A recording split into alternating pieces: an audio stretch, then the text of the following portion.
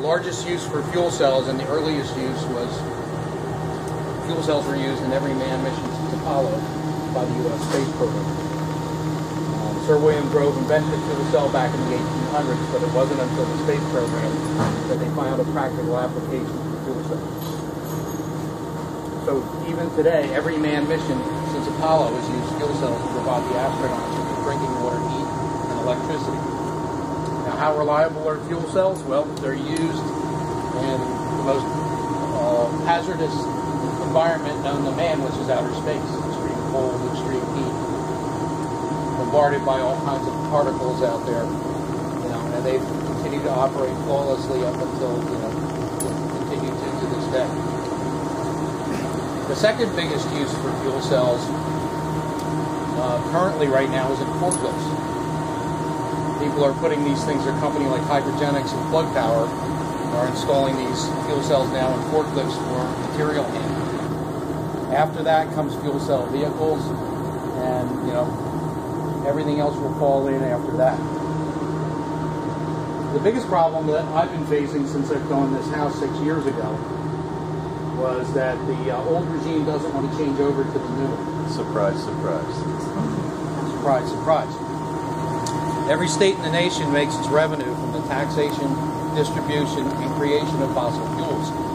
If all of a sudden you cure the disease with a holistic cure and make it free, there's going to be a lot of people who don't want that wealth redistributed, like the T. Boone Pickens boys and all the major oil companies and all of the Arab nations.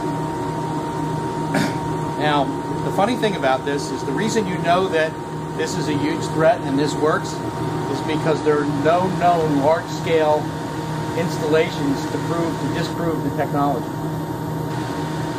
There aren't. I mean, how many experiments have you seen with batteries that have failed? Zinc bromide. You see all kinds of failed experiments that the technology didn't work for various reasons. This one they know works, and this one they're trying to keep in the box. They don't want this one to get out. This is like the drug companies finding there's a holistic cure for cancer. And I really didn't realize this until, well, let me tell you how all this started. I'll give you a little bit of background. I worked for the state of New Jersey in the Department of Transportation, the Division of Research, for 16 years. In my course of employment there, I got to work on all kinds of neat things. I did the first heavy-duty diesel test program. I did the raised pavement markers for the reflectors in the highway. Breakaway signs. My dad was actually the inventor of the breakaway signs that are found all over the country. We did things like the LED turn signals. So all of these were all done as implementing technologies. Toward the end of my career, I was doing American Tour de Seoul. We were doing emissions testing, and we were finding out that there were solutions out there to emissions problems. If you remember right, catalytic converters, companies like Engelhart were making huge dollars off of catalytic converters. But we found something called an inset fuel stabilizer, which does an electronic alignment of the fuel molecules so that they burn in a chain rather than fracturing. They found out that when they ran these devices and they put a charge in it and straightened out the molecules within the fuel, that they got a much better, more efficient burn. Well, they couldn't have that because all the big boys couldn't make money on it. So they po-haste squashed that, and they did a big cover-up over it. And at the time, I was being paid to evaluate all these technologies instead of implementing this enhanced inspection system with the dynamometers and all the expensive equipment that we're going to make somebody billions of dollars to implement. Parsons actually was the company, which is a nationwide engineering firm that now runs the inspection stations and continues to. So the story is interesting. As it's not the good of the it's not for the good of the many, it's for the good of the few. And as long as you realize that life is not fair, get used to it. And bad things happen to good people all the time. And you live life one day at a time, you're okay. You got to give yourself a reality check every now and then. Anyway, to speed up the story a little bit, I was into race cars, bigger, faster, better, more powerful. You know, I was a Mr. Fossil Fuel kind of guy. And I had gotten a project from the American Tour de Sol to help these students build an electric car, you know, for this race that takes place every year between Maine and Washington, D.C. So these kids from Cinnaminson High School were starting to set up a car, and Senator Diane Allen asked me if I would just drive the car along the route and help the kids out a little bit. So I went up to the big utilities headquarters where this car was being assembled. It was a Ford Escort, and you know, I spent my whole life on a farm. I'm an ASE certified master mechanic for 25 years, and as you can see from my shop here, I tinker with just about everything. So we ended up going to see these kids, and I said, all right, everything is backwards. There's nothing that's weight balanced. They're never going to pass the inspection. I said, I got two choices in my life. One of them is to walk away, have a great weekend, and know that these kids are never going to make it. The other one was to say, all right, I'm not going to sleep for the next 3 weeks, and I'm going to bust my ass, I'm going to make it happen. Well, stupid me does what stupid me always does, and said, I'm not going to sleep for the next 3.5 weeks. So I basically lived in the PSENG garage, and we totally rebuilt the car in 2.5 weeks for the Tour de Sol to get it ready. One of the biggest parts of the inspection of the Tour de Sol was to get the car through safety testing. So we managed to get by without a hitch, and that's the first time a first-year car has ever made it through on one shot. So the kids, you know, started the race. Everything was working great. About the third day in the race in Burlington County, we had a huge torrential thunderstorm. And all the cars were parked in a central location where they were getting charged at night. Well, the water ran down the wires and it ran into the charger. I'm getting woken up at about 3 o'clock in the morning saying, Mike, if we don't get this car going, our charger's blown. You know, we're going to miss the next leg of the race.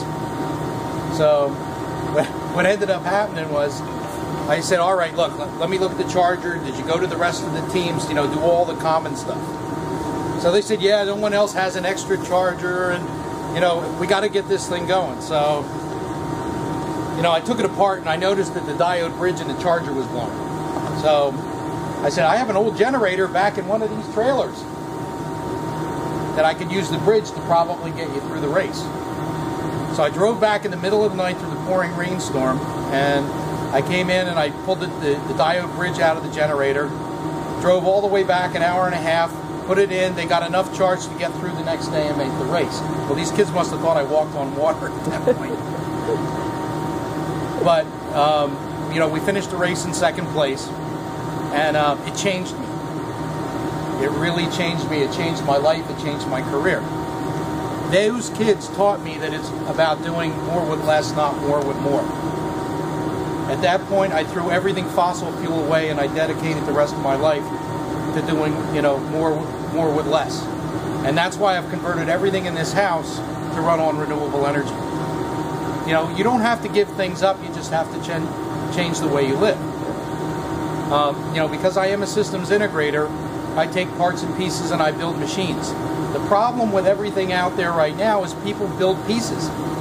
No one's building the computer. You got somebody building the motherboard, you got somebody building the hard drive, you got somebody building the screen. No one's assembling the machine. So the Hydrogen House here is a practical, real-world application of an assembly of all the parts and pieces that make the machine. And that's what we've done here. But to just finish out my career at DOT, I went on to build 2 hydrogen fuel cell vehicles and do the world's first commercial purchase of fuel cells outside the U.S. space program in the next 3 years. I built the New Jersey Genesis, which is out here, which still holds the world record for range at 470 miles on a single charge. In the year 2000, I got called into the front office, and they told me that, Mike, you're becoming too successful. If this technology is adopted, that's the end of the gasoline tax, which funds the Department of Transportation. They said, as of today, so So what we've ended up doing, you know, in that period of time, I worked for Millennium Cell for 3 years. I accumulated 5 patents in hydrogen generation, and I got to travel the world. I got to build some of these projects you see here. Fuel cell electric boats, there's 2 of them here. I got to travel to France. I built a fuel cell fire truck for Peugeot. I spent a couple of years there. And this stuff, you know, this technology was, you know, was becoming more and more advanced as we went along, and we learned more and more. You know, then the big problem came along with the economy taking a dive, and the investment in research and development had all died with it. So I've basically been keeper of the cage, as most of these companies that I've worked for in the past have all gone by the wayside. I went into the solar business for 3.5 years, learned how to do all kinds of solar systems, did about 30 megawatts worth of solar in the last few years, and now that solar is so popular and the cost of solar is so cheap, storing the energy has become of utmost importance. So what we're doing now is we're focusing on the energy storage end of the picture. So what you're going to see today is you're going to see a total house totally run off of solar and hydrogen in a part of the country that has huge energy bills because we have winters, because we have hot summers, and show you how I beat it and how I get the utility to pay me money every month. This is the dirty little secret that no one wants, that they don't want you to know. They don't want you to know the cure. So, if everybody wants to follow me, we'll take a walk out and we'll start where all the energy begins, and we'll walk our way through the process. Perfect. Power the entire year, whether it's raining, snowing. You know, if you can see, you can generate electricity. Obviously, you generate more on clear days than you do on cloudy or rainy days, but every day you generate electricity. My house here has been a test bed for all different types of technologies, not just one. So we find the best combination of parts and pieces to build my machines. If you noticed on the wall here, the panels are black. They're different from the ones on the ground.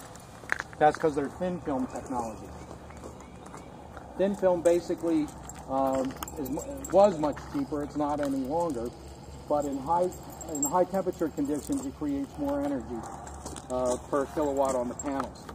And also, I don't have the problem with snow getting on those panels. And you notice they're facing south as well. So all total here, I have about 27 kilowatts worth of solar panels on the property. As you can see, we have ground arrays here. We have a roof array. We have this ground array here, this one here, and there's one up at the house we'll go take a look at in a little bit. So all that power, what do we do with it? Well, the first thing we do is we satisfy all the loads in the house. So, you know, heat, air conditioning, refrigerators, whatever's running is being satisfied by those loads. Once the loads are satisfied, we charge the batteries, all right, from the night before. Once the batteries are charged, what do we do with it? We make hydrogen. So I have an electrolyzer going in there. We're making hydrogen today. Those hydrogen fill these tanks. I'll be done filling these tanks for the year in about another month and a half. So I have a tremendous amount of energy available this time of year because there's no I don't have a heat load right now, and I don't have an air conditioning load. And we have longer solar days up until the solstice. So all the energy that's created almost every day, I've got no place for it to go. So all that goes in and it fills all these tanks. This is 45 days worth of storage for me. This is 19,000 cubic feet of hydrogen, all made from water.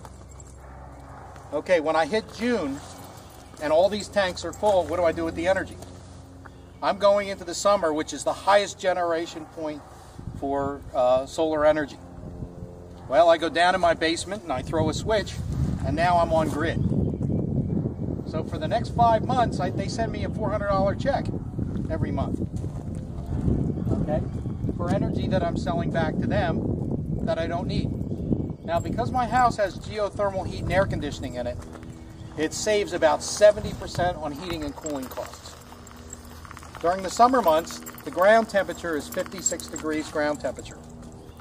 So during the summer, all I'm doing is circulate refrigerant through the ground. I'm picking up that cool temperature.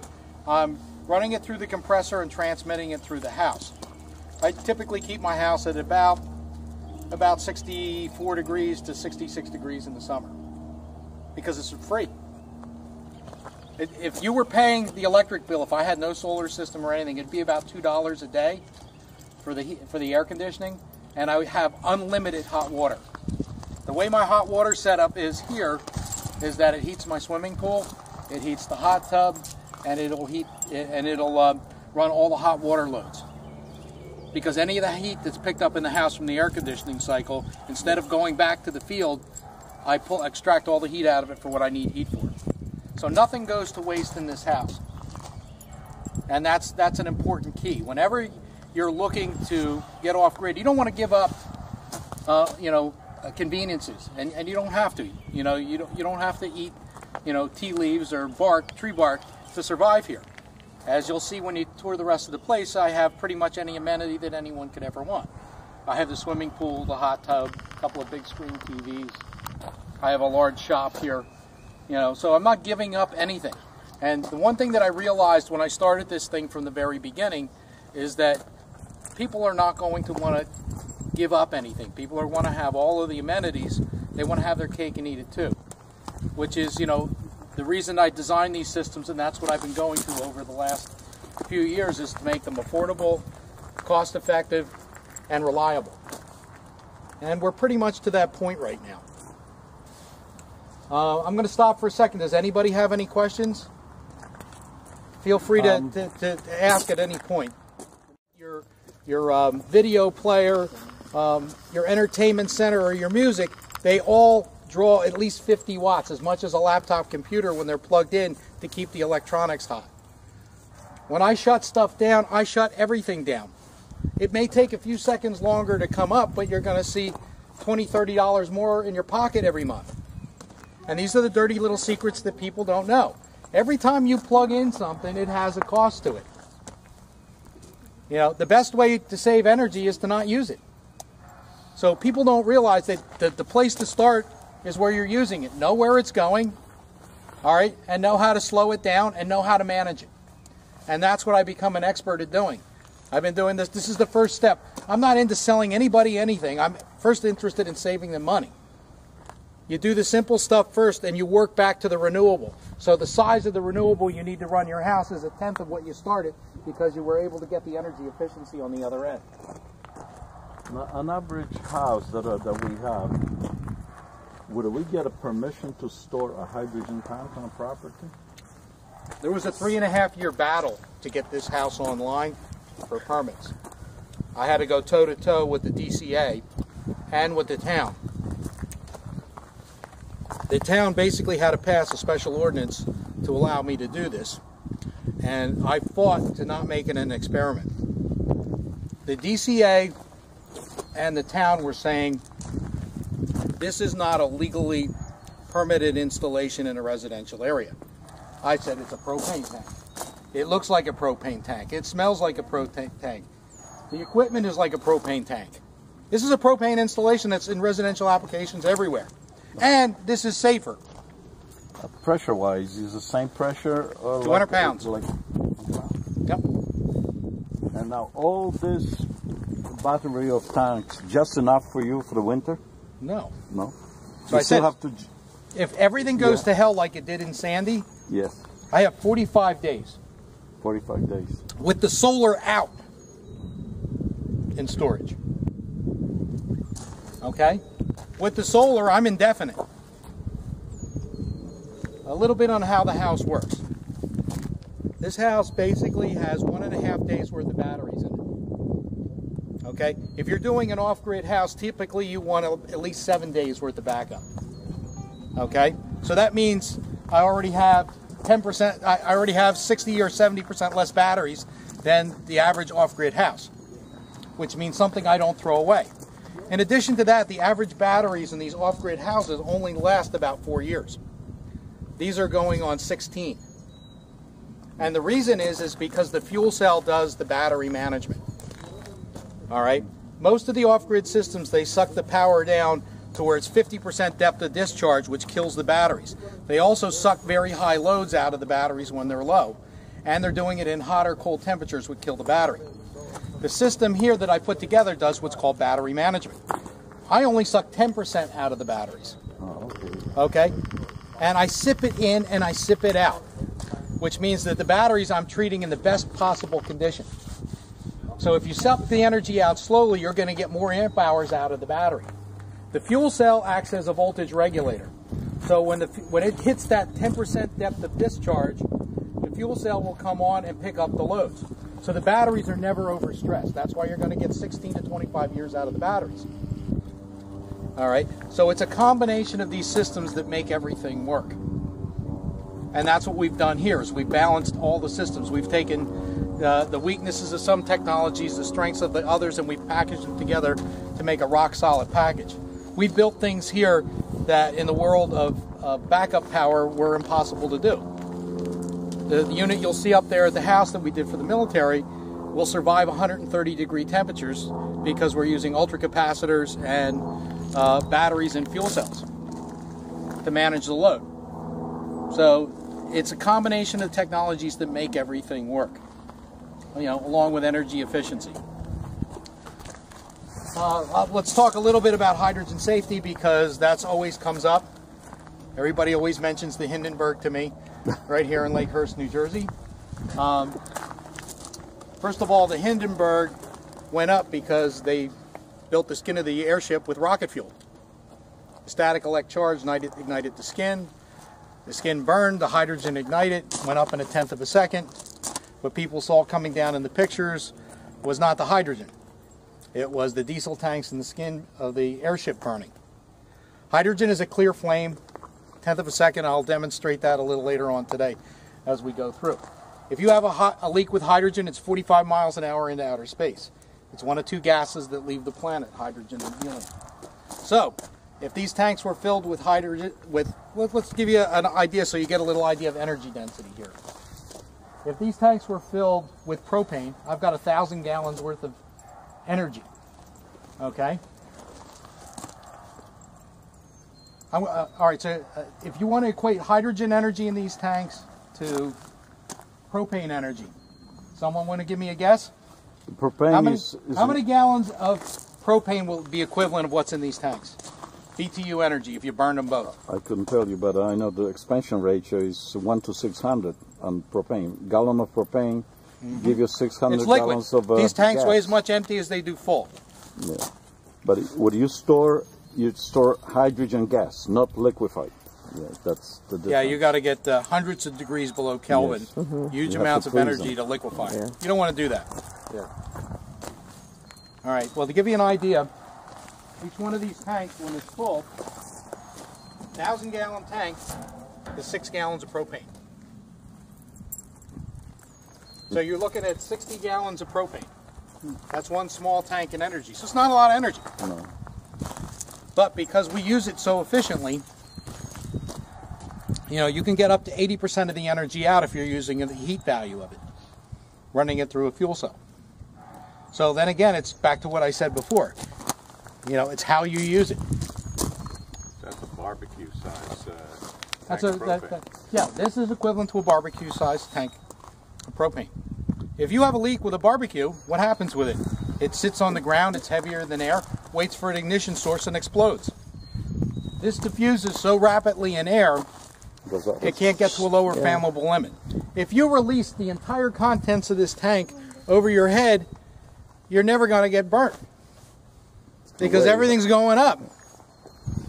Propane will freeze your hand off. There's tons of studies on how safe hydrogen is, and there's very few events that have ever happened with hydrogen unless it were designed. Now, people hear Brown's gas generators and stuff like that. This is bad engineering. Basically, a Brown's gas generator builds a bomb for you. It mixes hydrogen and oxygen together in stoichiometric ratios where it's at the perfect mixture for an explosion. So any of these Brown's gas generators you see with cars and stuff is just a joke.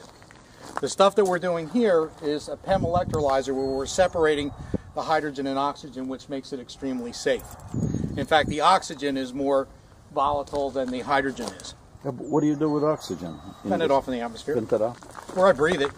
If you're sick, it's great. It's a great therapy. Yeah, because Mike's oxygen bar at 5 today, by the way. where I used to work, so we did use hydrogen torch, but that's where we mixed oxygen gas. and and the hydrogen for burnout. Yep, that's what they use to do underwater cutting, ground gas. But you're making a bomb. There's a reason. Absolutely. Yeah. There was a guy in California I guess about a year and a half ago, talk about a Darwin Award, was trying to compress and store Brown's gas. It blew the whole building up.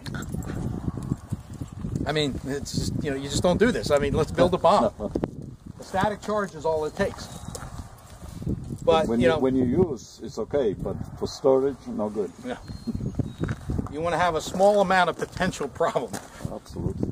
A lot of people who use these Brown's gas generators on their cars have the carryover of the sodium hydroxide, which is the electrolyte they use that dissolves the motor. And even the bubblers and stuff don't get it from carrying over, because when it goes through the water, it bubbles up, and then just the vapor carries in. And they blow the tops of the motors off. The engine backfires, kaboom. So if you inject hydrogen in it, you're never going to have that problem. Any other questions right now before we move on? So these are just standard propane tanks? These are actually, the tanks were built anywhere from 1972 to 1969. These were refurbished. So these are, hydrogen is basically inert, so it's not going to degrade the tank. Now, people have heard of hydrogen embrittlement, but it's a theory. No one's ever seen it. Okay, and it has to be with.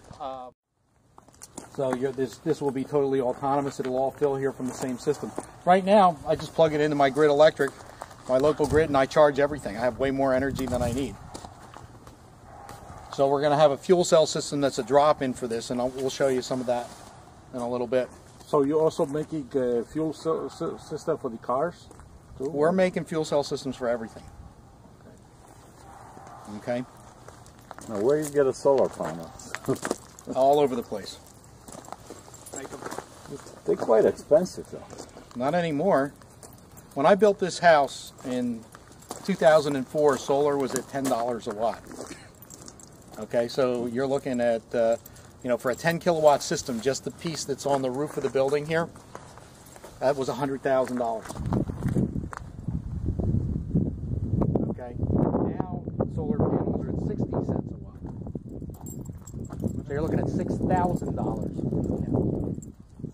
So I Okay. got 40 panels just 3 years ago. Installation, all the hardware, inverter, and everything was $40,000, and the panels were a fraction of that. I think, most of the expenses is just installation. Right now, if you live in New Jersey, solar is cheaper than grid electric. Period. How about nuclear? Isn't that cheap? It doesn't matter. Nuclear is grid electric. Yeah, they can make it 6 cents per kilowatt. Listen, that's their profit margin. That's not what you're going to see at the meter. Absolutely. Absolutely. The other thing that we save here, and people don't realize it, it's something to talk about. The line losses between the electricity to get from your power plant to your home. Okay? You're losing up to 80% of the energy generated at the plant to get it to the last pole on the line. 80%. The longer line, The longer the line, the bigger the losses. It's a big resistor. The reason that they're at 44,000 volts and higher is so that they try to minimize the amount of losses. If you go over high tension lines, you hear them screaming. That's releasing all electricity into the air. That's not getting to your house. Absolutely. Okay. With this house, I have no line losses. I make it and use it at the same place.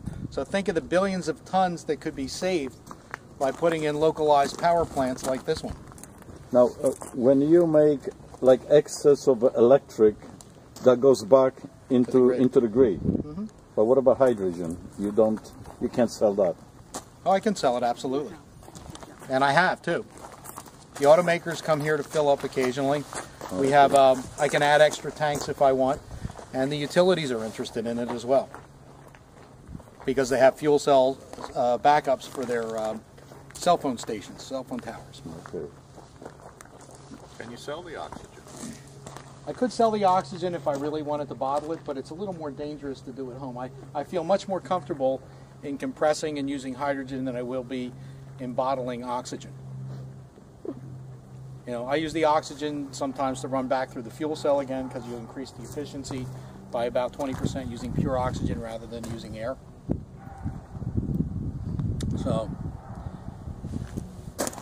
So anyway, it all starts with the solar here. And I'll show you the pathways of where square box there. Yeah. So that's your generator. What that generator does is it basically monitors my battery bank. So when it hits 10% state of discharge, it turns on. And the more the draw, the more the fuel cell will ramp up. So you're only using the power you need, unlike a generator. What happens with a generator? A generator, if you have no load, is still burning fuel. And it's still burning about 90% of the fuel that would be at full load because it has to maintain an RPM. Just to run itself. Fuel cell doesn't have that advantage. I should say that disadvantage. The fuel cell will use more hydrogen or less hydrogen depending on the load and be able to maintain the voltage. With an engine, you're just blowing it all out the tailpipe to maintain the RPM. Generators are typically about anywhere from 4 to 8% efficient. You know, and what happens when you can't get fuel? I saw the first time I've ever saw this in, living here for the last 50 years, was I saw people standing in lines with gas cans trying to get fuel rationing and generators to get fuel for their generators. We don't have power for 1 week. So how big fuel cells normally you would need for the house? Average house will use about 2 kilowatts. And how much fuel you have to store? Like, let's say 1,000 gallons.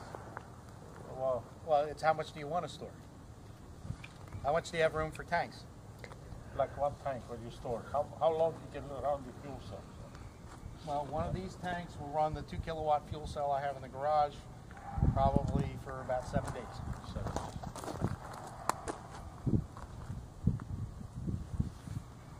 All right, so we'll show you some of the cool new stuff that we're working on here for the consumer market. But right now, this house was an experiment. I've been here for 7 years off grid and learned an awful lot.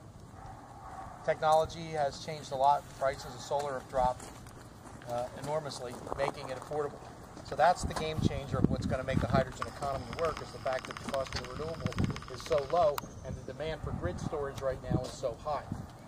Everybody's heard about advanced batteries. They've heard of flow batteries. None of this stuff works. None of this stuff works long, and it all has problems with being thrown into the environment. This particular system starts as water, it ends as water, and it uses the power of the sun.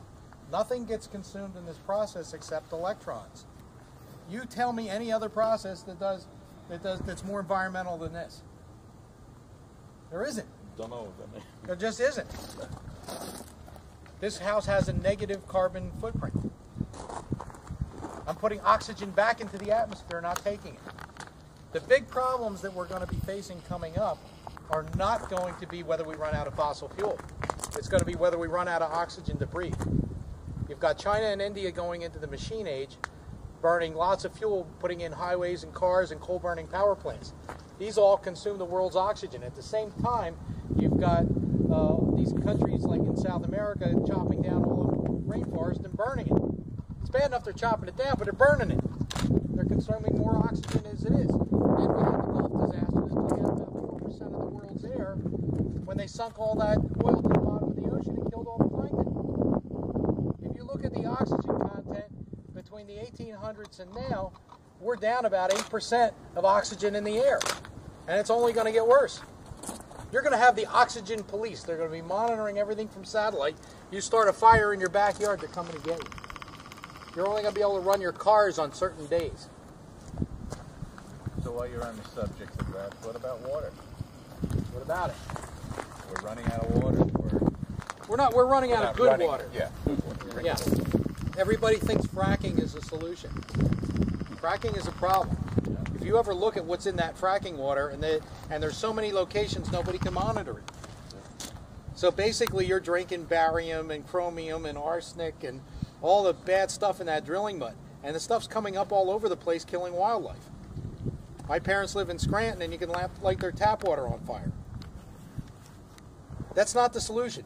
I believe in nuclear power, don't get me wrong, but I believe in the big nuclear ball in the sky. If that stops working, you know, we don't have to worry about anything else because we're not going to have any food to eat or anything else. That's true. That's true. What's it take to control people? He who controls the water, the food, and the energy. That's the difference between third world nations and first world nations, is the ability and access to those three resources. You know, America has been blessed with lots of them, but things are going to change. You know, we've had a lot of wars over oil here. Every year since I've been alive, in my 56 years, we've had a war going on somewhere. And it's over resources. Yep. You know, the whole reason we were in Vietnam was over tin. It's all about resources. You know, we have to learn to survive on what we have. I mean, look at the population of the United States. You know, we consume about 37% of the world's oil. We only have 7% of the population. That's a formula for the disaster when you're exporting your gross national product to people who hate you. This solves all those problems. But remember, they don't want to solve a problem that they're making too much money on. I mean, if you take a look and say, you know, look at Halliburton. All these people have gotten dramatically rich over war.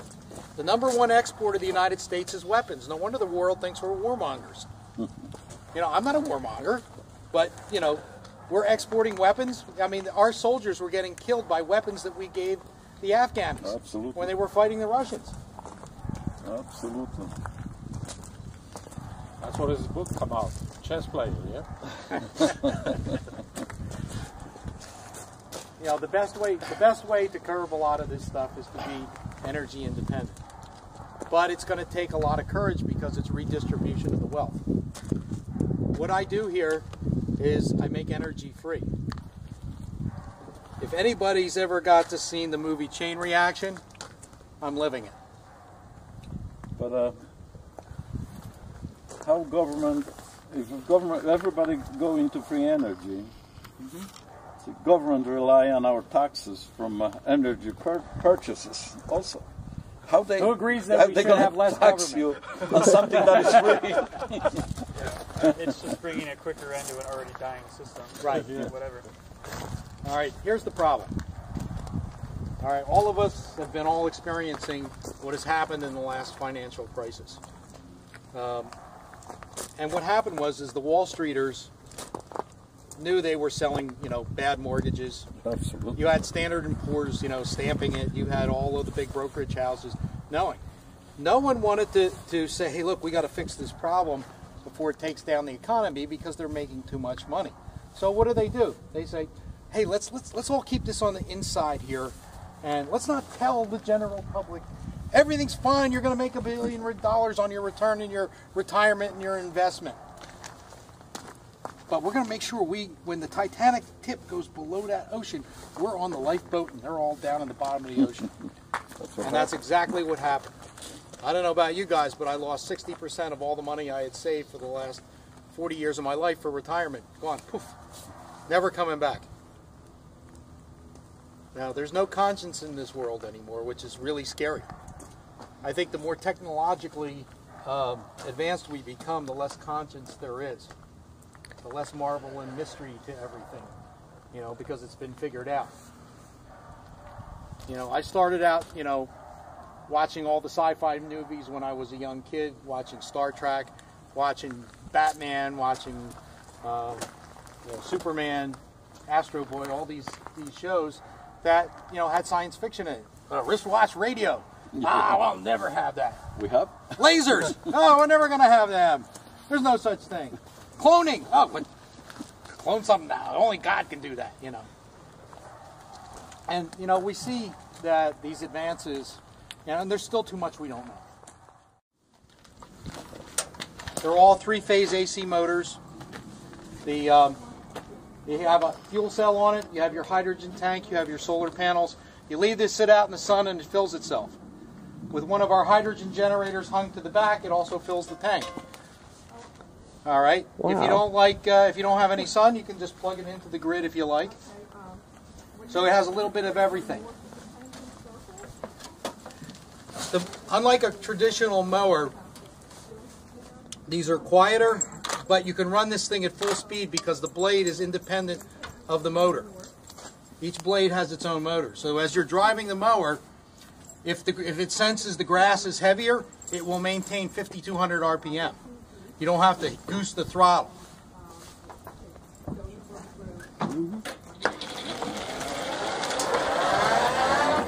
Oh, that is so cool.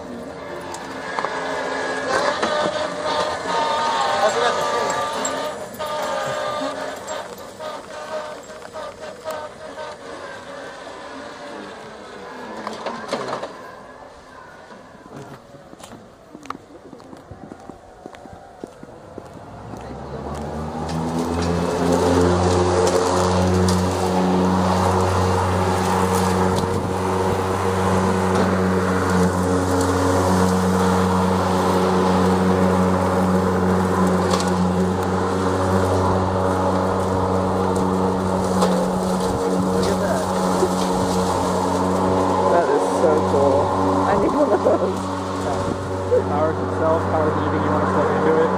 Has Bluetooth with it.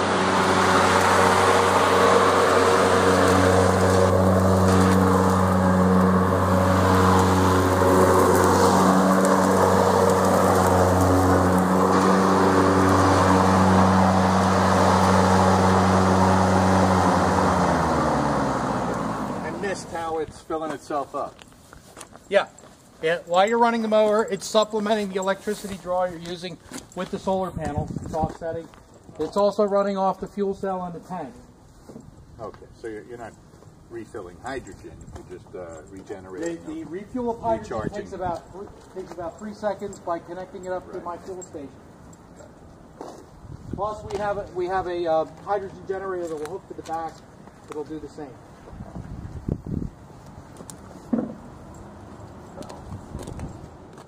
Tracking solar. These are flexible sun power cells. So you're looking at this entire array weighs 130 pounds. If these were regular 2 kilowatt worth of solar, it would weigh half a ton. Okay? If these ever blow up and take flight, it's a piece of paper. You know, each of these panels weigh 3 pounds each. A regular solar panel weighs 40 pounds each. Okay? So this sits there and tracks. So a 2 kilowatt array will give you 3 kilowatts worth of generation because you're tracking. Now this not only tracks with an infrared eye, which is typical way that they do tracking, this uses GPS.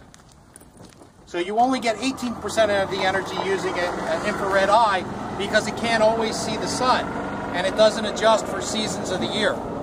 Because we have a GPS control in this, and it tracks using GPS, it knows where it is in the world, the season, the time of day, and it makes compensation for that. So it's plus or minus 0.5% in its adjustment. So it doesn't need to see the sun in order to be able to give you the perfect tracking.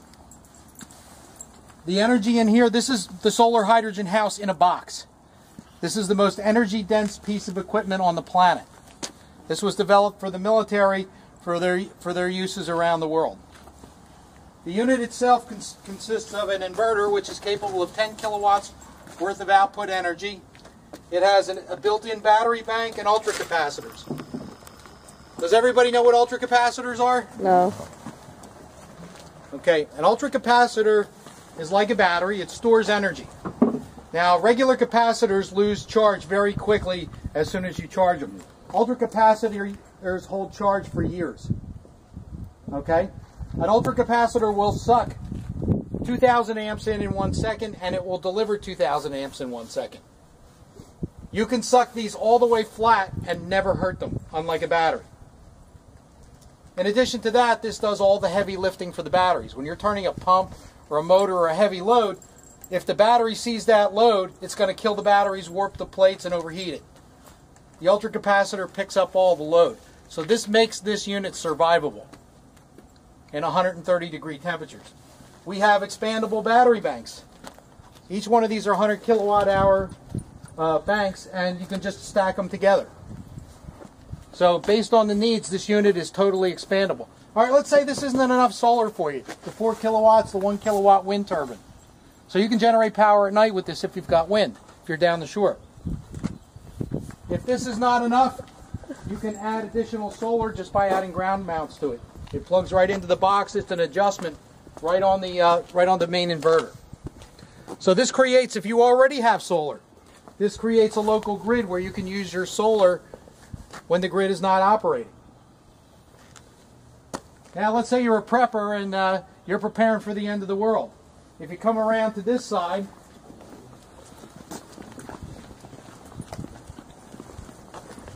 we have ultrafiltration for the water. Ultrafiltration, a household filter is 0.5 microns. This is 0.05 microns. So it's 100 times smaller, which means 100% of the viruses and 100% of the bacteria cannot get through this unit. So unlike UV and RO, which consumes huge amount of power, this thing only consumes 100 watts to produce that kind of water quality. So you can dump this in a lake, a river, a stream, a pond, and get pure water that you can drink without getting sick. We developed bigger units, but we've decided to put it in this unit where this is a totally universal unit. This is why the military likes these kinds of units. This is just a hang-on. So if we turn this on, this water is all drinkable. It's probably going to shoot out of here in a second. One filter will backwash another when it gets a certain amount of back pressure. The whole system is totally automated. But this is the latest technology in water filtration. We're actually using this to filter tap water in a lot of places, or gray water for gray water systems. This particular unit goes to the Caribbean, where we're processing all the cistern and rainwater. They're also powering a house. 3 kilowatts is a lot of power for a house. It's everything they need in the Caribbean where you don't have any severe heat or air conditioning loads. How much system like that cost? Like you got down? This one here is about $8,000. With the solar panel? No. This whole total unit, as you see this here, is about $70,000. This is our top of the line. The other half of the cabinet has your hydrogen storage in it. There's an electrolyzer that I have down in the garage. I'll show you goes on here, and a fuel cell. In fact, we should probably bring those up. Where's Dan? Dan, bring up the fuel cell and one of those electrolyzers. Grab Bob, so we can load the cabinet. So you have high pressure and low pressure all in the same tank. So if you wanted to take this out to run a stove or something portable, you pick this up. This is an empty tank. It's not like a propane tank. You need 2 guys. And then you have high pressure reserves in case you run out of low pressure. Now, So right from electrolyzer, you're getting high pressure, or no, these will come in as high pressure. So these will be purchased as high pressure. Oh, okay. But there's no reason you can't add the big propane tanks to this unit. Oh, okay. You just take a hose and plug it into one of those 1,000-gallon tanks. So if it's just sitting in the backyard, you know, you can do anywhere from 500 to 1,000-gallon tanks filled right off of this unit once it exceeds here. Wait, so this you use to feed the fuel cell, right? Yes, the fuel cell sits on a tray. It's the same fuel cell that's on the back of the mower over there. Okay. It sits right here. The electrolyzer sits here, plugs in right here, and it fills everything. Okay. So like I said, this is the most energy-dense piece of equipment on the planet for the footprint that it takes. I've never seen You can pick these up and you can drop them off anywhere in a disaster. You can charge cell phones. Right now, this one is charging my car. So we're actually going to be using this for charging stations for electric vehicles as well. That's all electric, or have a gas engine on? This has both. This is a plug-in Prius. But I plug this in. I plug my Ranger into this thing. I plug the lawnmower into it. So as things start to go electric, we're going to make hydrogen fuel cell conversion kits that are packages you can pick off one and drop on another. How much conversion you need to put on a hydrogen car? You cannot convert, well you can, but you don't want to convert a regular vehicle to a hydrogen vehicle. It makes no sense. You have to do it as purpose built. Oh, okay. Remember, the automakers spend millions and millions of dollars to, retrofit, to build fuel cell vehicles. And the reason is it's crash testing, it's safety, it's a standard for doing refills. It just doesn't make any sense. I've built and I've converted cars in the past, but it's far better to do it at the factory level. Okay. And the other thing is you don't want to convert a gas engine, because why get 6% efficiency instead of 60? The reason I choose fuel cells is because I am taking, remember, 60 gallons worth of propane energy, and I'm running my house for 45 days. If I put that on a generator, that's about a day. So what's the cost of fuel cells when you buy? The fuel cells range according to size, but they're much cheaper than they used to be. 5 kilowatt fuel cell will probably cost you about 20 grand. Cost of a high-end generator. And there's a 30% ITC credit with it, and you also get fuel cell rebates in most states as well. So at the end of the day, it ends up to be a high-priced generator. Top-end generator. That's cheap. It's not bad. Is this mass-produced, those fuel cells? The fuel cells are not mass-produced, but they're produced in a little bit of quantity.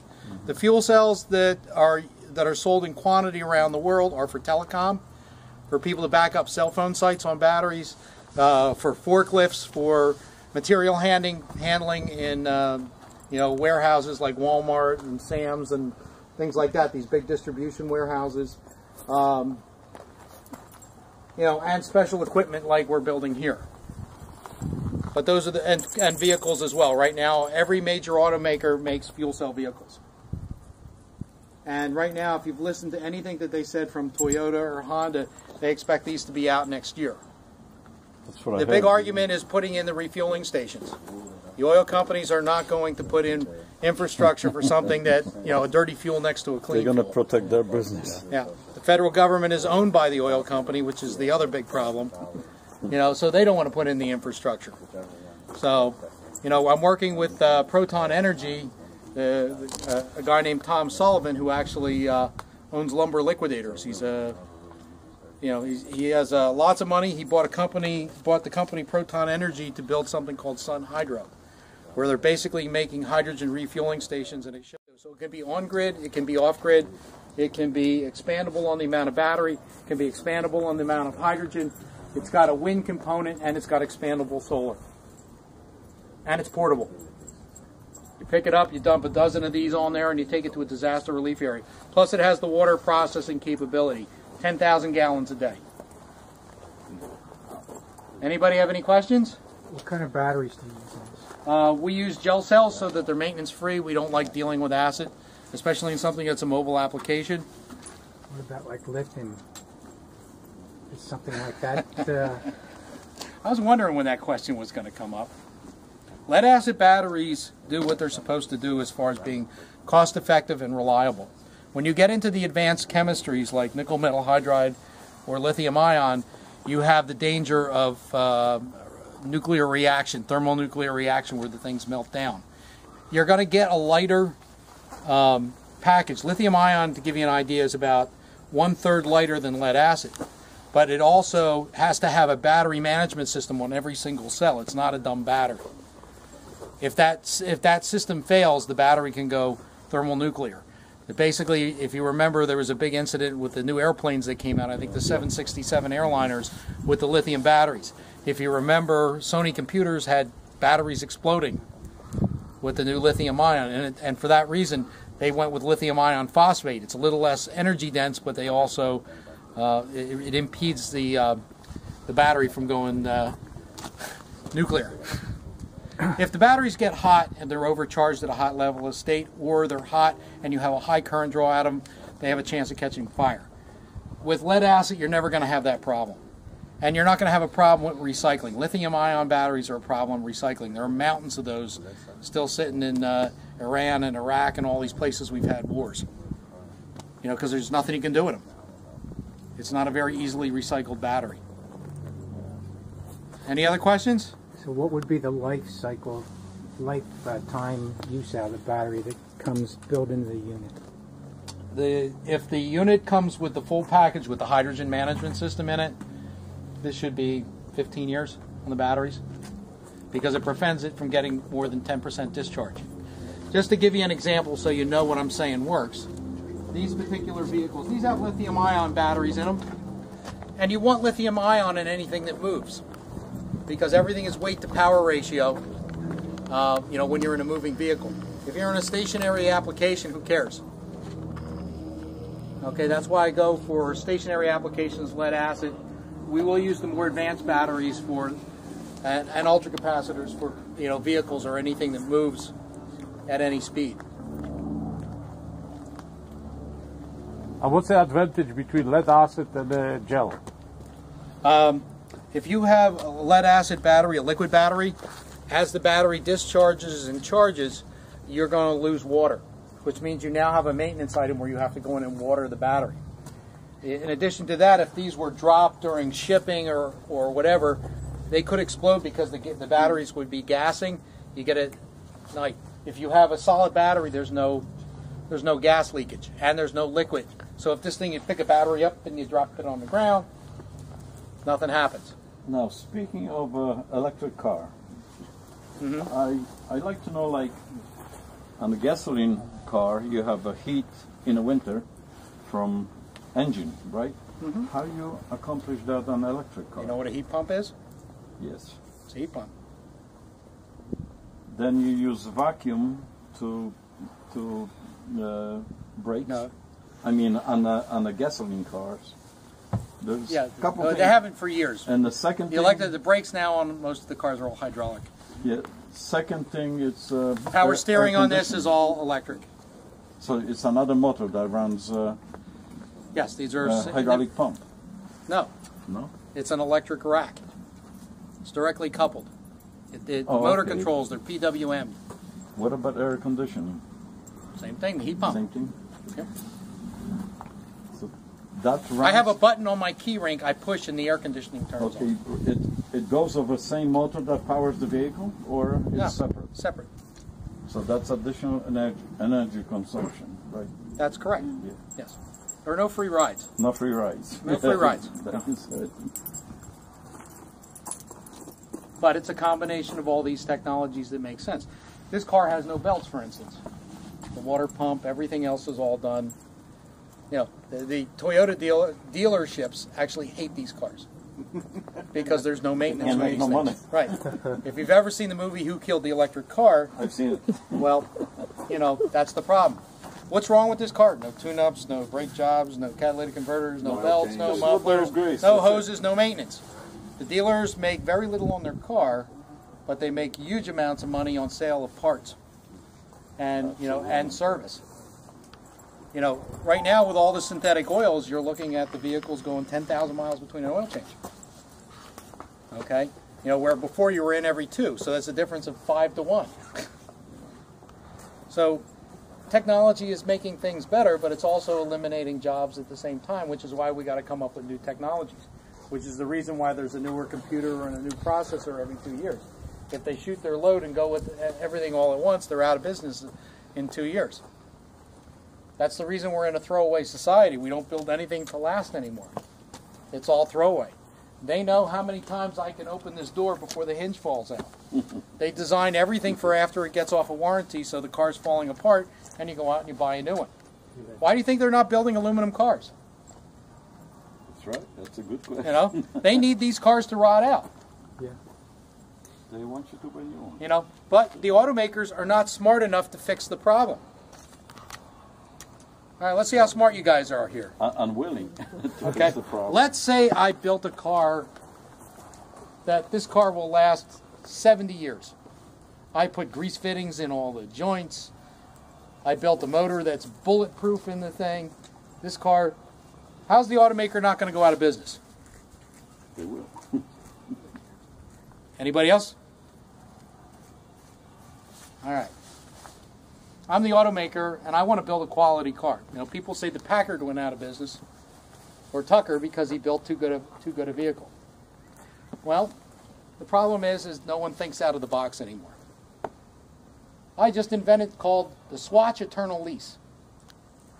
So it's in the interest of the manufacturer to build the best vehicle he can, because we're not selling cars anymore. We're leasing them. So every month you're going to have a payment. Now, the guy who builds the better car is going to be able to make more money by having less maintenance on that vehicle. So every year, wherever this car goes, he's going to get a payment. So if there's no tune-ups, no oil changes, no brake jobs, whatever, it's money in his pocket every month, not laid out on maintenance of the vehicle. This is what we have to be going to. This type of thing. Where we start to build quality, we get out of the throwaway society. We've got to get out of throwing and filling landfills. The gold mines of the future are going to be our landfills. If I have the opportunity, I'm going to buy a landfill.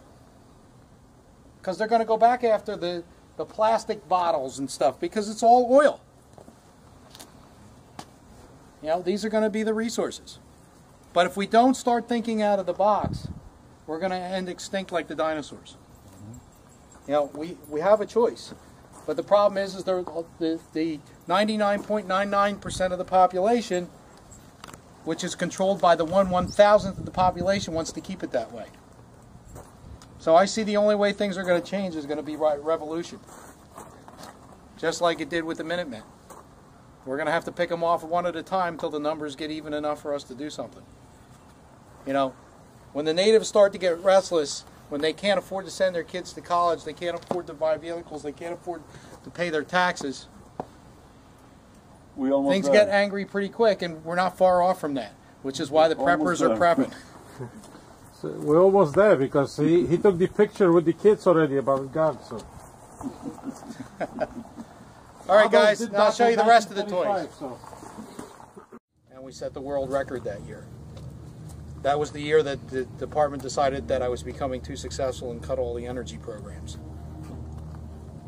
But the vehicle was a big success. I've been driving it now. It's been 13 years.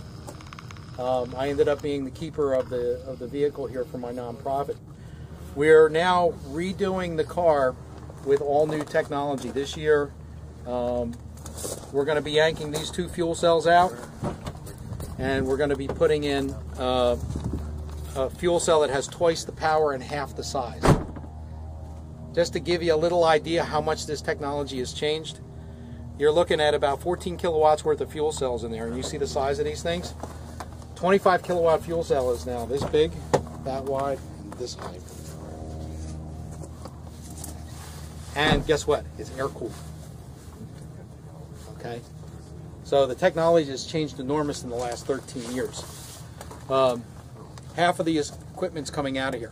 Now the car, we put all airbag suspension in. We did everything to take the weight out because it's weight to power ratio. This has lightweight glass in it. This has low rolling resistant tire. These were absolutely unheard of back in 2000. So we learned a lot with this particular vehicle. Because the electric motor, this is out of a bus, this electric motor. It's 3-phase AC, so it's 97% efficient. So if I were to run this car down the drag strip, I would turn about an 8-second quarter mile, because there's no gears, and I'd be able to take my cheek and I put it on the motor. Direct drive, right? Yes. The motor spins it, well, I shouldn't say direct drive. This has a gear case in it. This motor spins at 10,000 RPM, and it's a straight line power curve. Unlike a regular vehicle that takes RPM over time to develop torque, this has 100% of all the energy available from zero. This car weighs less than a Geo Metro. This whole car is 1,750 pounds. Okay? We're going the next level of technology now, and we're going to put lithium-ion batteries in it and ultracapacitors. So we're looking at a vehicle of taking over half the weight out of it that was in it back then. And these are all things that are doable that the automakers could do tomorrow. I mean, why do we not see aluminum cars? Oil. Well, because the automakers won't sell another car. If you're in Rochester and the vehicle never rots out, then they want you to use consumables. Well, they make cars that have a lot of parts that are made out of aluminum. Not the whole car. Oh no, not the whole car. They also make cars that are... Another thing is this crash tested. They do. There's a little problem with carbon fiber. Just to give you a little automotive history here. Metal vehicles, when they first came out, were tanks. Lots of people got killed in these cars because when they hit walls, the car didn't give, and they absorbed all the energy, and the vehicle was fine. Okay? They started to go to unibody cars. When they went to unibody, they were pressed out of a single sheet of metal, and part of the frame was made as part of the body process. This made cars much safer, because in a collision, the cars would crumple and absorb the energy rather than the occupant. Okay? When you go to an aluminum car, the aluminum car is safer than the steel car because it will absorb more energy than the steel. Now, if you go to the carbon fiber car doesn't absorb as much energy as the aluminum. It basically, in an accident, do you want to survive or do you want the car to survive? Tell me. Carbon fiber is good in certain places for certain applications. It's very lightweight and it's very strong, but it doesn't absorb the energy. Now, give you a little bit of history here. There's a boat under the cover over there. It's called the Duffy Electric Boat. You people here from California probably know the Duffy Electric Boats. Well, that's the Duffy Voyager that came here from Southern California. It's the world record holder for a range for an electric boat between Catalina Island and Newport Beach. When that boat was built, it's all carbon fiber. It was the largest carbon fiber single entity ever built in 2004. The boat itself was built by Atrium Naval Architects, which is very famous. And the boat itself, that 63-foot boat, weighs 700 pounds. Okay, it's a wave-piercing design. I had built a fuel cell boat for Marshall Duffield back in 2004. We took one of his Hershog ferries that they use in Disney World, and we put a fuel cell in it and a hydrogen generator, and we went from 60 miles in a day to 360 miles in a day. He was so impressed with the technology that we put in that he gave me his $1.6 million carbon boat to set the world record between South Street Seaport in New York and Bermuda. So we're in the process of raising funds to get this boat out on the water. We're going to make a lot of design changes that Duffy didn't make at the time by making the boat a hydrofoil. So at 20 miles an hour, the boat is 10 inches off the water. The original boat used a 5-horsepower golf cart motor and an outdrive. We're going to be doing an inboard with a 200-horsepower electric motor, 2 wind turbines, 50-kilowatt fuel cell, lithium-ion batteries, and hydrogen storage to do 790 miles of open ocean, not 60 miles. We'll be taking about 3,500 pounds worth of batteries out of that particular boat. You know, it was his goal to see that electric things could be made practical against the gas. It's kind of like the engine against the horse and buggy. Now, speaking of this car, the initial cost is just to purchase, to operate, just the water. Yeah, the fuel is basically free. So you don't put nothing in it. No. Just keep riding. No, the car was a hybrid, so it has both batteries in it and fuel cells. That's the most cost-effective way to build these things is hybrids. If you try to do everything with total fuel cell, the problem is if you're load following with a fuel cell, all those motors are ramping up and ramping down, and it wears the pumps, the motors out. Plus, you're not running the fuel cell at high efficiency. So what you want to do is, when the fuel cell comes on, you want to run it at torque peak for the fuel cell and efficiency. On the curve, it's about 2/3 of the power curve. So whenever I design fuel cell systems, it meets about 2/3 of the power curve of where I want, and you want it to run from 2 to 8 hours. That's how it's done here at the house. What's the range of this car? 470 miles. If you want to look, there's a whole poster on it over there. It's still the current world record holder. How do you store the hydrogen in this car? I'll show you in a minute. This is my next project, by the way. Hydrogen helicopter. Cool.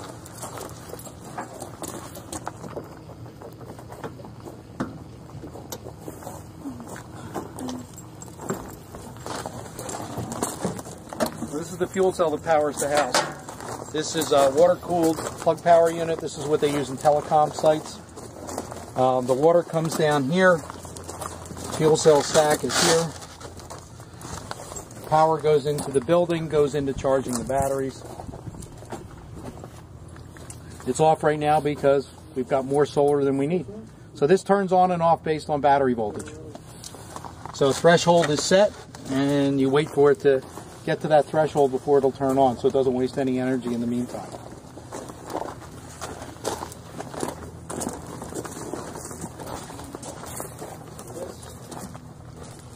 I want one of these. With the helicopter? No, the fuel cell.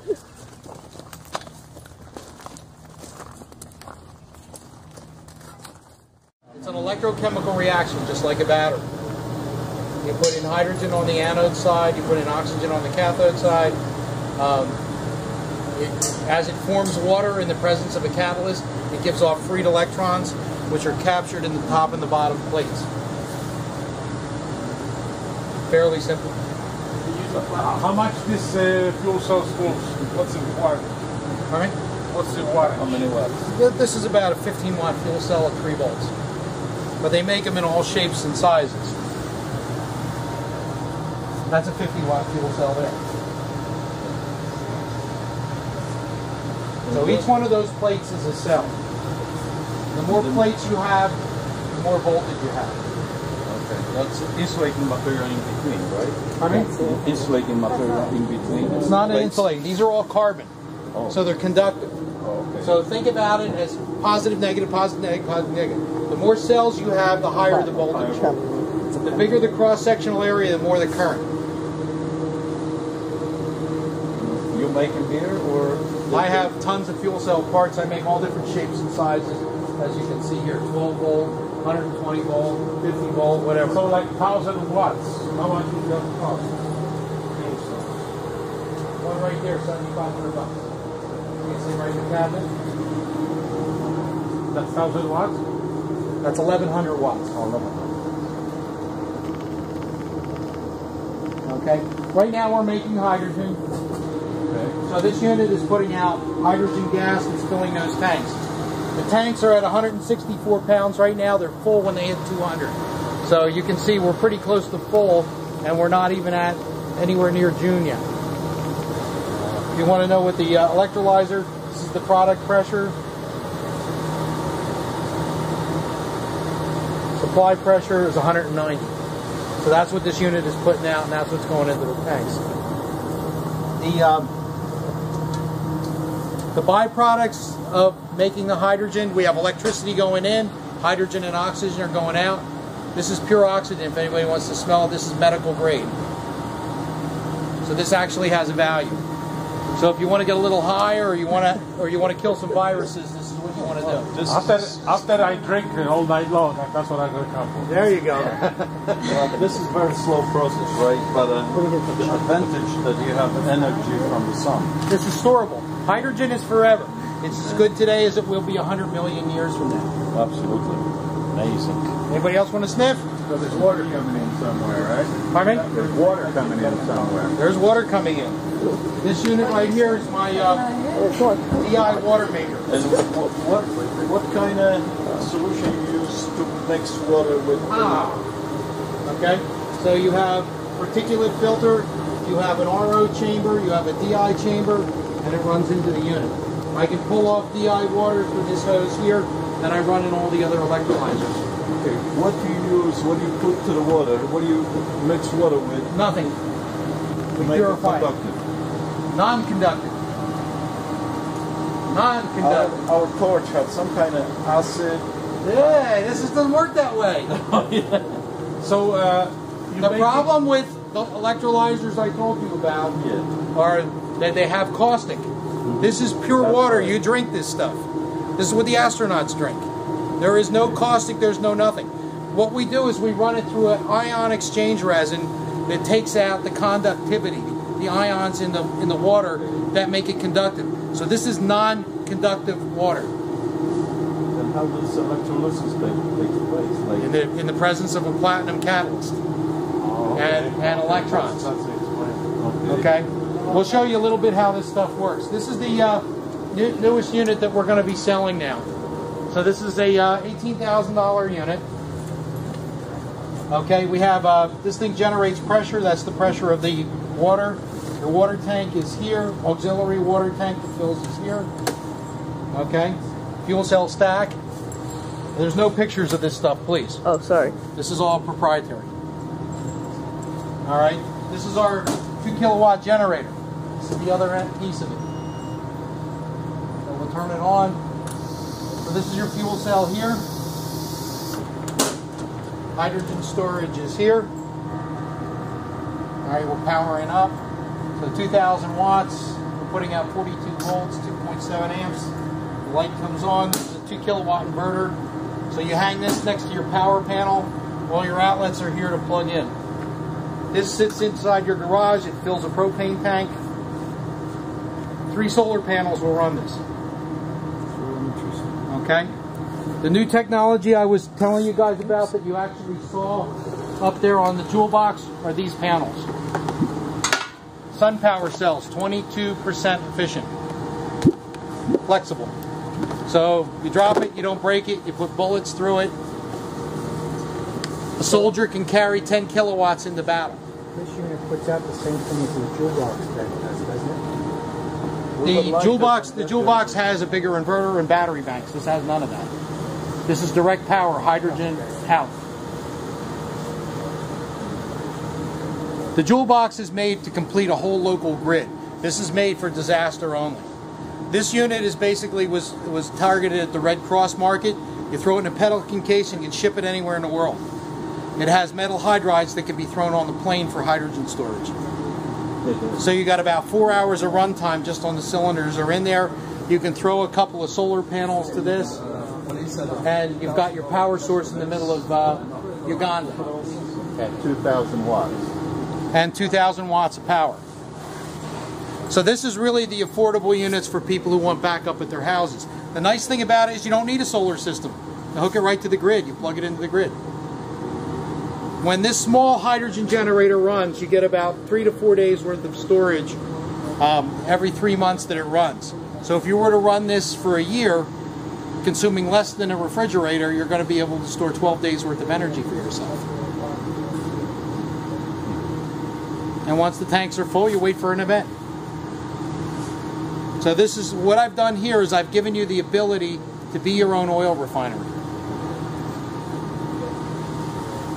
No more standing in line for gas cans. So what's the 2 kilowatts system like that cost? What do you put that in the It's garage? $18,000 for the pair. For the pair. Okay. Remember this, the system in this house was almost $800,000. You're saying this is strictly a backup Yes. in the event of power When out. you go out and you buy a generator, you're buying it for utility, not for a payback. By the time you get the rebates for this, it's the cost of a generator that you don't have to fuel. So why couldn't you just use this in conjunction with being on the grid as well? Because this doesn't have backfeed compatibility. This is the cheaper unit.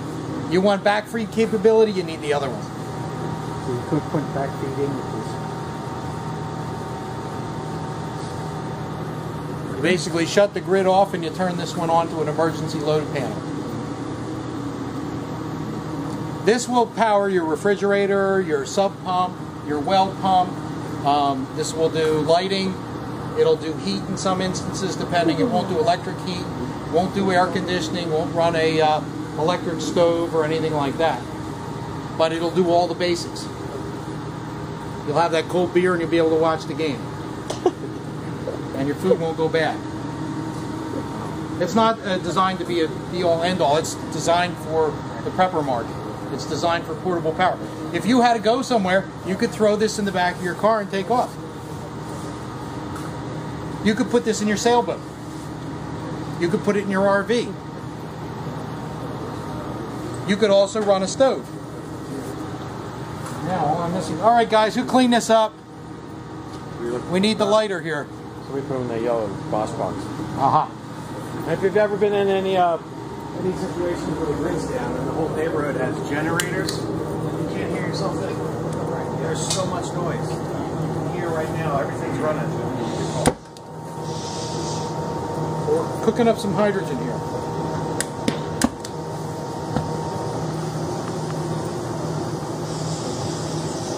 Hydrogen burns at 10,000 degrees, and when it burns, it makes water. So you can burn it inside your house or to heat your house, and you're not going to die of carbon monoxide poisoning. So 100% of the energy goes into your space. So this is the same hydrogen you'd pull out of that bottle in the toolbox and take anywhere you want it. And it could also run portable fuel cells like that one or this one. Yeah. Once you have the hydrogen, it's unlimited with what you can do. So one of these units will fill your lawnmower in the event of an emergency. So, and it'll do your cooking gas or heating.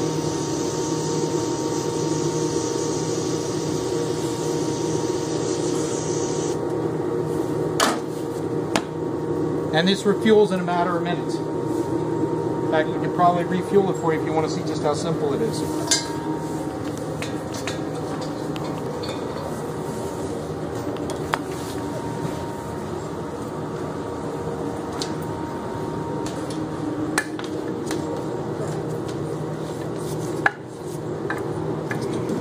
Can you pull that out for me, please? Yeah.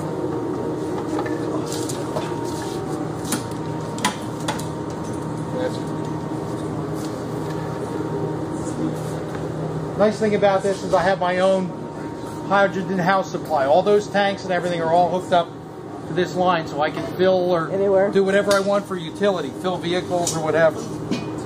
So just to show you, we're not smoke and mirrors in here. Sorry. I'm surprised somebody hasn't asked me if this is really hydrogen in there or I'm just faking all of this. So we'll just show you.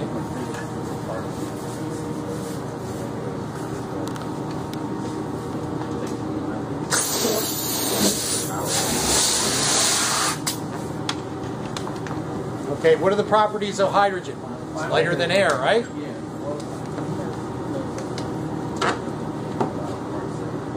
45 miles an hour in outer space. Wow. Okay? Now, how quickly can we fill these hydrogen tanks, right? Like my lawnmower, I'm going to show you. Certain precautions when you fill hydrogen or when you fill any gases is to make sure that there's no oxygen in the lines. So we're going to just take some standard fittings and screw this onto the tank. These are the same safety features on the propane tanks. These are all double sealed connections. So what we do is we turn the hydrogen on. We vent a little bit to get the air out. Same thing you do with the propane. And all you do is open the tank. You hear it filling. And you'll feel the tank will get a little warm.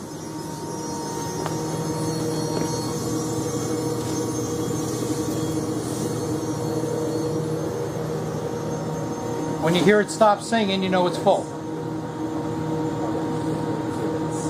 That's it, it's full. Shut off your valve. What happens if there's oxygen in the lines? It takes an awful lot of oxygen with hydrogen to make a flammable limit. So long as you're careful to keep it well below the limit, you're never going to have an issue. Whenever we get new tanks, the first thing you do is you evacuate it down to a vacuum, and then you fill them with hydrogen. That's cool.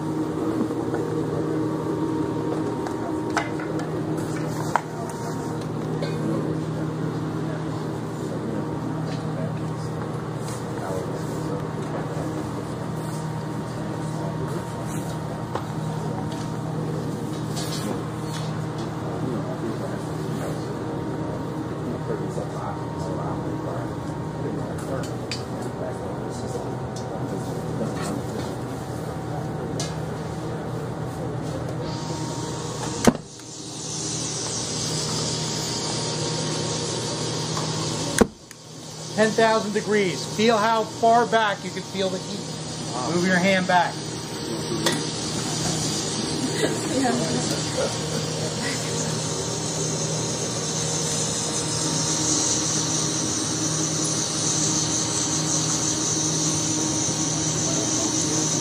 Pardon me?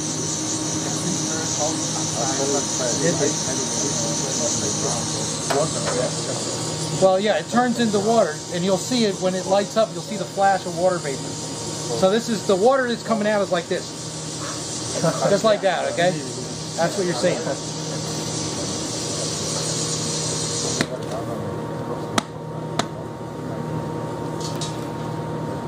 Does anybody have any questions? Oh yes, maybe. How long will it run? All day on this tank. Oh, really? This is a metal hydride. Okay. I'm gonna get you. What do you mean it's a metal hydride? You lost me. That's how it stores the hydrogen. Ah, yes. I didn't get into metal It hydrides. stores hydrogen.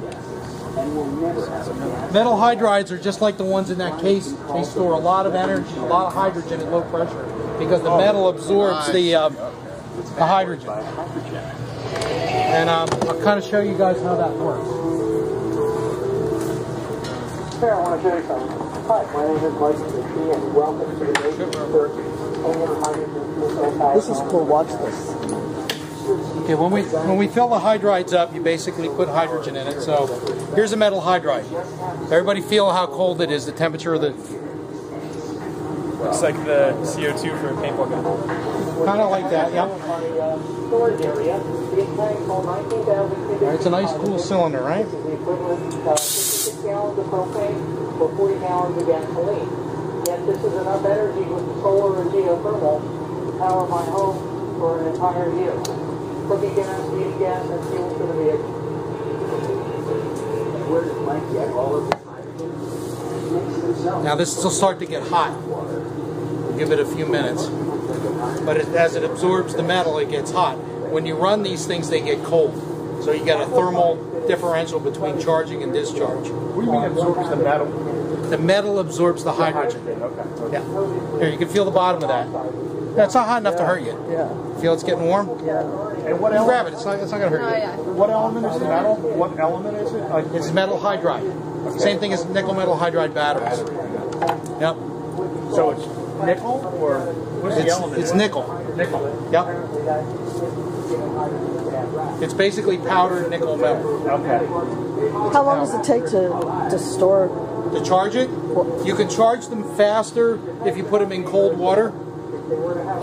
Typically when I recharge them, I let them recharge for like overnight because you allow it to cool naturally. The colder it is, the more it'll absorb.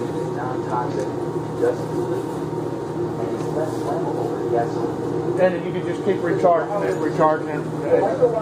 Yes. And it runs it through the deionizing process and reverse osmosis. And this is also a safe way to store it because it releases the hydrogen from the metal slowly. So it's not like opening a tank where you'll get a huge burst. What causes it to release the hydrogen? A temperature or a current? No, just a pressure differential. Pressure. Yep. So that the pressure in that is about how much? I mean, how much if you put a pressure gauge on that? How much? 200 pounds. 200 pounds. Yeah, these here are higher pressure hydrides. These are good for about 3 1/4. How much? 3 1/4 for Photovoltaic these. cells provide about These are the bigger 1,000 ones. kilowatts.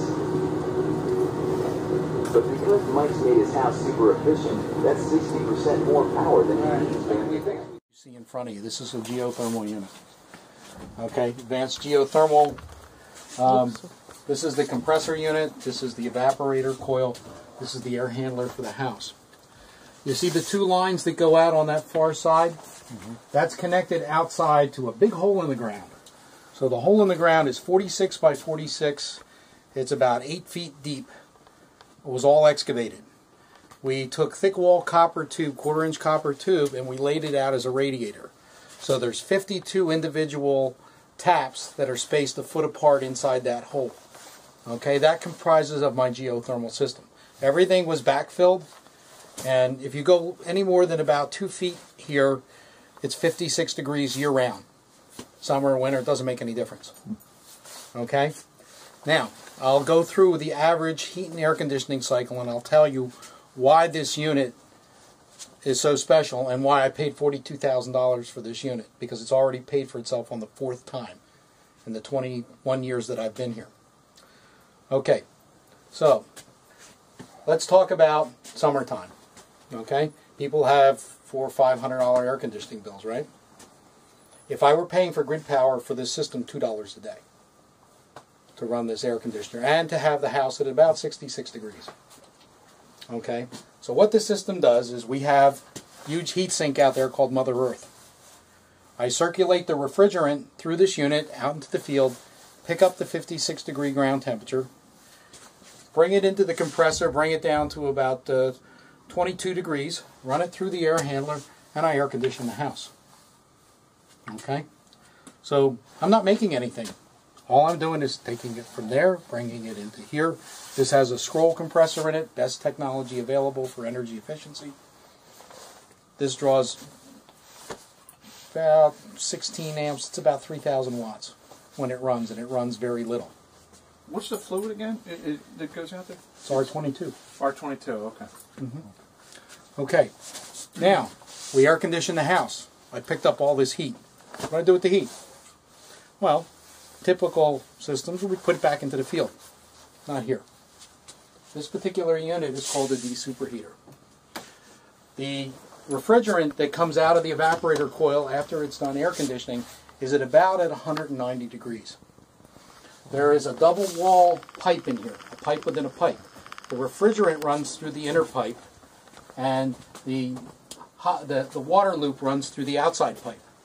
So there's an exchange that takes place between the 190 degree refrigerant and my hot water storage tank. Okay, so when the air conditioning is running, I'm extracting that hot water.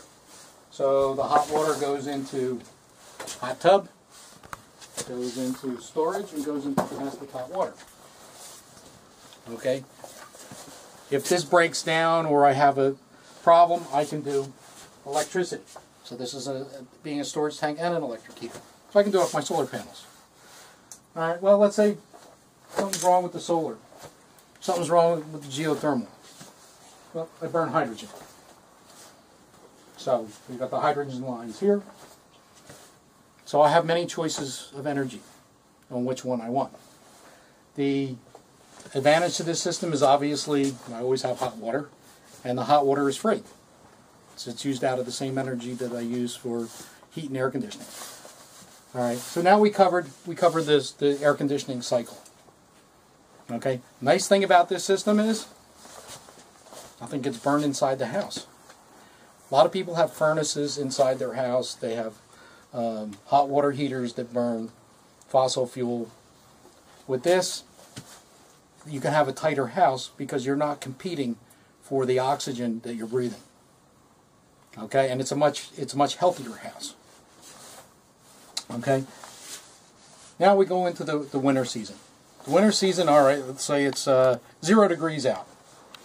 Okay, you guys in your average homes have to bring up a 70 degree differential. Right, it's a lot of energy. Me, never gets colder than 56. Okay, because I'm using a heat pump, the sweet spot for the heat pump is around 46 degrees. So at 46 degrees, you're actually making more energy than you're consuming, providing you have an air sink or a ground sink. So I'm getting more in.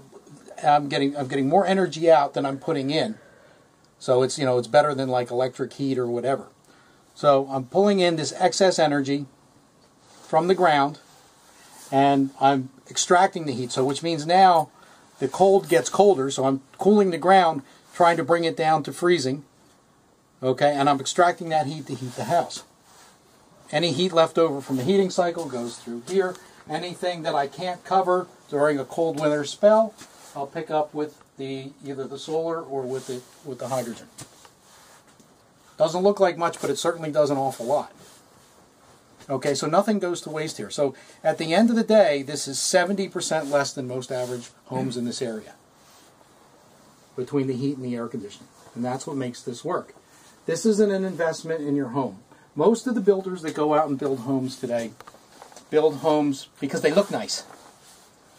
How many people 10 years ago would look at the heating, the air conditioning bill, the insulation in the house, the insulation in our values of the windows, and how much energy that house used? How much does it cost to own?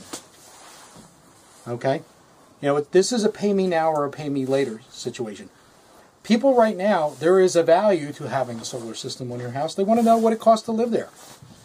If I cost $0 to live and the guy next to me, costs $8,000 to live, that's an awful lot of work you have to do for a year, or you could be putting in your bank account. So, and there are federal subsidies to help you along the way. So this is the right direction to go in for a lot of reasons. For the energy security of the planet, for your own indoor health and air quality, for your own pocketbook and your wallet, and your resale value of your home. This is true resale value.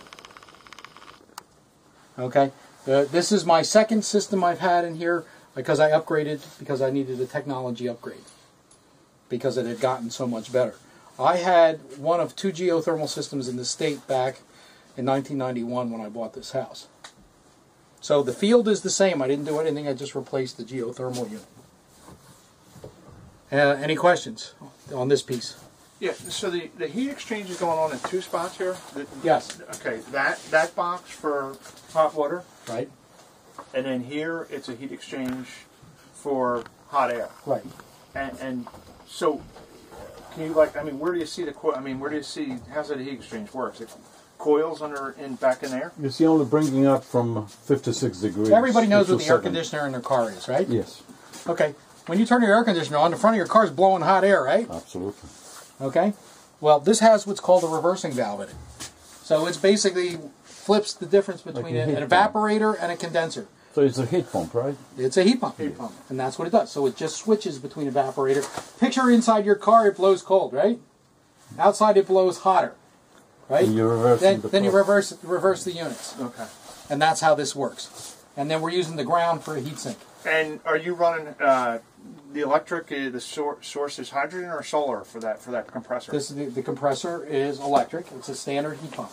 So basically, it's using a scroll compressor to compress. Off the grid or off the hydrogen or the? No, that's all. It's all off the grid. Okay.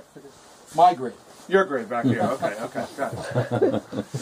It's all off my own personal grid. Okay. Yeah. So everything. Okay, I got it now. Yeah. Okay. So let's say during the winter months, I don't have enough energy. I've got my panels are covered with snow. Right. Yeah. Okay. My batteries are running low. The fuel cell kicks on. Okay. Okay, and runs the heat pump. Okay. Great. Yeah. Now, if you guys notice, the lights turn themselves on and off. Somebody wasn't over there long enough and they're on timers. This is another thing to save energy. I have a terrible problem with anybody shutting the lights off in this basement. So I put motion sensors on these. Here, just step back a little bit and it'll trigger that light. Keep going. Keep going. Banging. Making a liar out of me. There you go. So would you? Standard. This is the standard size everybody's got kind of in their house, right? Like Pretty 50 much. gallon or something like that. Is it make sense to put a bigger or another tank in there, and then you'd have that you wouldn't need the one? I have more hot water than I could Yeah. ever Okay. want. Then you. Okay. No matter how much company I have, I never have a problem. Okay. Yeah, hot water is not a problem here. Okay, let's go on to the next phase. Any questions on the geothermal? Hey, Mike, what kind of temperature do you have in the house in the wintertime? You mentioned 7 for no frickin' reason. Just to burn up electricity. It's crazy. Some people have $400 bills just running their pool filters. Okay, the dryer, like I said, has a hydrogen connection. Works the same. I have to vent it because I have to take the hydrogen outside because it's water vapor. I'm utilizing the heat. This washer and dryer is super efficient. That's why I was getting back to efficient appliances. Just to give you a little idea about the front load stuff, the LG makes probably the most efficient ones because I did a lot of research before I bought this stuff. The washer uses about 2.5 gallons of water per load. If you have a top loader, the old top loader, they use about 55 gallons. And if you're heating that water, you're heating 55 gallons of water. Plus, it's not good if you have a septic system and you're dumping it into a septic system. That's crazy. Like it's 2.5 gallons of water. Pretty reasonable, and the clothes come out fairly clean. I have no complaints with this one. The other thing that's unique about this is that these spin at about 1,800 RPMs when they go through the spin cycle to wring the clothes out. Now, What's significant about that? Significant is you're using centrifugal force to force the water out based on mass. So those clothes, when they come out of this washer, are almost dry. Just from centrifugal, the high-speed centrifugal force. It's like taking a towel and whipping it terribly fast and watching all the water blow out the end. Okay? Now, what makes that even better is now I put it in my dryer. The dryer is triggered off of, now you've got almost dry clothes and you're putting it in the dryer. The dryer works on a humidity sensor. All right, this one here, I set it to 60 minutes, I push the button, and well, maybe the clothes are dry and maybe the clothes are not dry. Maybe I French fried it for 10 or 15 minutes more than I needed to. This one knows when the clothes are dry and stops. So you don't use any more energy than you need to. So this is how technology combines to helping you do energy saves, because you don't have to think. My question would be, like, do you need any modification to, because that was made for natural gas. And then when you put a hydrogen to it, do you need any modification? Yeah. Yep. What? Same thing would with that those. be? Orifice. It's called intellectual property. Oh, okay. That you're going to have to pay to find out. Okay. But modification is required. That's what Absolutely. Okay. The properties of different gases are different, and you have to design for different So I know gases. propane is different, natural gas is And different. hydrogen is different. And hydrogen is different. Right. So you got to know how to do the conversions. I've converted engines to run on hydrogen. What kind of pressures do you use on the hydrogen one? Like in this case, 20 pounds. that's good. Yeah, 'cause I know You're 3 or 4 pounds on the other ones. Right. Okay. All the power comes up from the garage, and it goes through a special built panel. Okay? The switch on the top of the panel switches between on-grid and off-grid. All right, the reason it switches between on-grid and off-grid is because when my tanks are full, which they'll be in the next 2.5 months, I want wholesale rate for my electricity that I'm going to be generating for the rest of the year. So I'll throw this switch in about another 2 months, and it'll stay there till about November. And I'll get a $400 check from the utility company at the end of that 4 months, for every month that I operate, approximately. Then I go back and I throw it off grid, and I'm back to my own isolated grid. So basically, if I didn't have the switch for the grid, I wouldn't be able to sell my excess electricity back. So this gives me a way of gathering money at different points along the line. So I'm making my investment and I'm recovering my investment. Okay? All right, I'm going to head this way.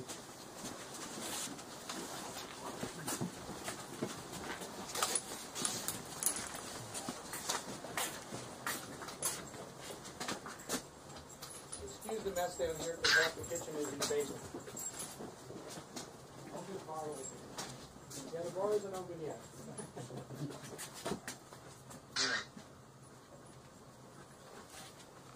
We've got some of the early water purification units sitting back there. I don't know if everybody got to see the hydro unit, but you should take a look at it before you go. It's a very interesting piece of equipment. This is kind of my, this is kind of the room that made me, some of the events that have happened here. If you look on the wall over here, I had the largest land battle in U.S. history, over 135 feet of my driveway, to build this house. The Department of Environmental Protection spent somewhere in upwards of $2.5 million to take this home away from me. I bought this lot as a building lot in 1972, and it was a building lot for 25 years previous to that, and paid residential taxes on it. When I built on this property, the neighbor didn't want me here, and decided he was going to use the Freshwater Wetlands Protection Act and his friends at DEP to take this property from me without compensation.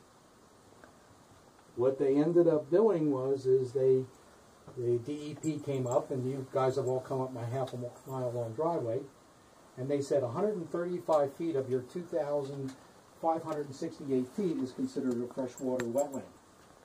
And remember, this access has been in for 25 years previous to this. And I said, okay, well, I need a permit. And they said, you need a permit. So I spent another $8,000 to do a permit application, in which they denied me the permit. I said, now what do? They said, move. And remember, this house was here, was already installed. And I said, no. I said, I'm not going anywhere. So they launched their environmental Nazis on me. And I was working for the state at the same time, the same state that I'm getting awards from the governor of the state of New Jersey for all the environmental work I'm doing. All right, I got a Professional Achievement Award from the governor at that time. And, you know, I was doing fuel cell vehicles and cars and everything else.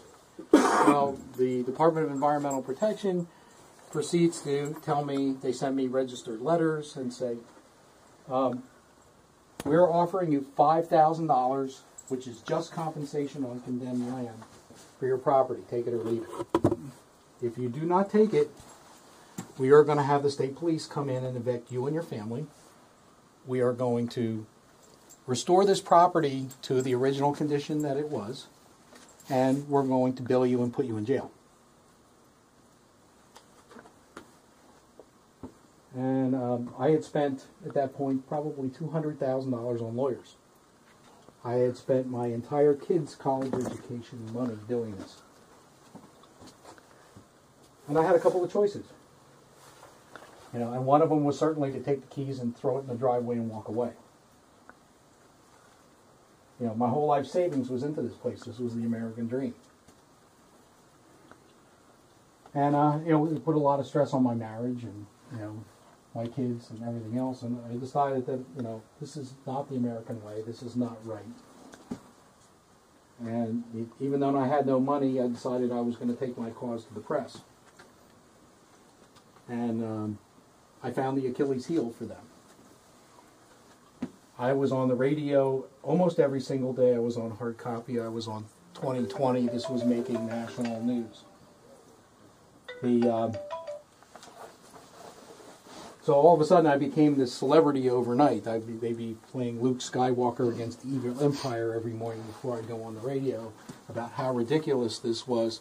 You know, in New Jersey, they regulated state over 135 feet of wetlands that they couldn't give me a permit from, and robbing the average homeowner of the American dream. Little did I know there were thousands of other people they had actually done this to behind me. I had no knowledge of this. Once they started printing this stuff, you know, if you look at some of the things that are on the wall, I got top billing above OJ. So this turned into a 3.5-year battle. And it was a very, very vocal, vicious battle. One person from North Jersey had heard of my plight on Jim Gerhardt's show one morning, called me up and said, you know, Mike, we're going to level the playing field, and dropped a blank check and said, go get them. He said, the DEP almost took my business 3 times, and you have a case that no person should ever have to go through. We're going to level the playing field. And, you know, this is kind of ironic, and I hope no one ever has to experience the kind of things I've experienced in my life, but, you know, you have an official from the DEP just show up at your property. No notice, they just show up like they own it. And then they come up to you. I'm going to use it for example, don't take offense to it. I'm a big fan. And he comes up to me, I'm sitting on my property, my kids are behind me, and starts pushing me. Okay, we ready? Ready. Okay. I've designed a lot of hydrogen homes for a lot of different people, and the rules are always the same if you're going to design an efficient, cost-effective system. Okay, let's assume that whatever that the home or entity or power load that we're connecting to has gone through an energy audit, has used the most cost-effective and energy-efficient appliances and stuff. So we'll assume that that's already done. So you've got a highly efficient whatever you're using. Okay, once that's done and we're selecting an energy plant, I'm going to go through what the considerations are. First of all, solar exposure is different in different places of the country. So depending on where you are, you go to PV watts and you can pull down what kind of solar irradiation that you expect in that area of the country, what type of orientation you expect the panels to be, what kind of tilt, and whether they're tracked or not. If you go to PV watts V1, you can plug in your area of the country, the size of the solar system, and it will print out the generation for every month of the year and the cost of electricity that you're going to avoid by having a particular size. So you change one number and it changes the rest of the spreadsheet. The National Renewable Energy Lab has been taking this data for the last 60 years, and they're plus or minus 7% on their predictions. So it's a pretty good estimate of what you can expect in generation for a system in a particular location of the country. So now that you know what your generation is, so you assume you know what your load is, you're going to match the amount of renewable to the load. Okay? So you'll go through PV watts and you'll keep increasing the size of that till you match the kilowatt hours of the load that you're doing. Now you want to look and see that you're going to be able to power that load in the worst months of the year. So you're going to look down your table in PV watts, and usually January and February and December are the worst months of the year because of the short solar days. So you're going to need to be able to operate whatever load you're using at those particular times of the year where your solar exposure is the least. If you have wind available in those places, that's a whole nother story. But we're just going to deal with solar for this because that can be done anywhere in the country. Wind can only be done in particular areas. The first thing you do when you go to decide this load, if you're going to do a hydrogen backup to this, you're going to assume that you're going to get a 60% round trip loss. So you've got to calculate both your daytime and your nighttime loads, and you've got to calculate how long you expect each appliance or load to be on. So you get a kind of an energy estimate on what the total kilowatt hours is at the worst case of the year, worst time of the year, and that's your design criteria for the system. So you're going to increase your solar system to get that month generation, which usually tends to mean the solar system is going to be oversized like it is for this house where I have a lot of excess generation in the summertime. Okay, now here's where you get the cost savings in this type of system. As you can see here, I have battery banks. Okay, the battery banks on this wall will run the house at full loads for about a day and a half. Okay, typical battery systems that power off-grid houses are typically 5 to 10 times larger than this. So I am first of all starting out with the batteries that are about 1/7 of what you would need. So you're going to save about 60% on the battery costs right off the bat. Okay, so you're going to need smaller batteries because the hydrogen is going to do your storage. Okay. You're going to select the inverters that you're going to need in your solar inverters that provide the energy. Okay. So the way this house operates is the solar is coming down, as you can see right now. When you see these green lights on, we're producing solar energy. And you can watch, this will go through it and it'll tell you how much each one of these is generating. So this is 3,000 watts, this one's generating. This one down here, we've saved 7,100 pounds of CO2. This one's putting out 2,005 watts. Okay? I have 7 of these inverters. Oh, wow. Okay? You can see there's one on the back wall. There are 2 right outside the door here. There's another 2 over here. There's 1 at the corner of the garage, and there's another one up at the house, and that's not counting the jewel box. So if all of these things are producing energy, right now the load in the house is probably less than a kilowatt, and we're producing probably, I'd say, 15 kilowatts right now. Wow. So all that energy right now, since I stopped making hydrogen, is going back into the grid. Okay, so nothing here ever goes to waste. The system is sized based on the day and nighttime loads. Okay, so once you have those, the solar system will be sized to cover 60% additional from what you calculate the worst case day-night load is. And that's your bottom line for the system size. Once that is done, the system's ready to install, and it will operate in most cases exactly like this one here, where you're going to have excess energy at some points. Now what you do with that excess energy is to find a way to either use it, backfeed it, or lose it. Okay? As you noticed here, I am in the process of having electric vehicles and the more things I can plug in and charge to my grid, and the more things I can run, you know, the more free energy I can utilize. Okay, so the real payback on these systems is more long-term. The cost of energy will continue to rise. The cost of your own solar energy will not. All right, fossil fuels will rise. The cost of renewable energy will not. Battery replacements will continue to cost more and more as metals and recycling and stuff continues to go up with the cost of oil to make the batteries. Your battery system here, because the fuel cell is regulating the state of discharge, are going to last in excess of 20 years. A regular battery system, which is going to be 60% to 70% more, you're going to replace every 4 years. By the time you get to the third battery replacement, you would have paid for the system, period. So there's your cost savings right there, you know, over, and this is for an off-grid, on-grid system. Now this house is designed so it can be totally off-grid 100% of the time. It can utilize the on-grid to sell back the excess energy. So you got the best of both worlds. So this can operate in either mode. So, you know, the advantage to that is it gives the customer one more place to use excess energy that he didn't have before by putting it back on the grid. But it also gives him the freedom that if he wants to, say, go to hell, or if there's a major problem, you can survive indefinitely. All right, you get to be your own oil refinery. No other technology that I know of gives you the ability to be your own oil refinery.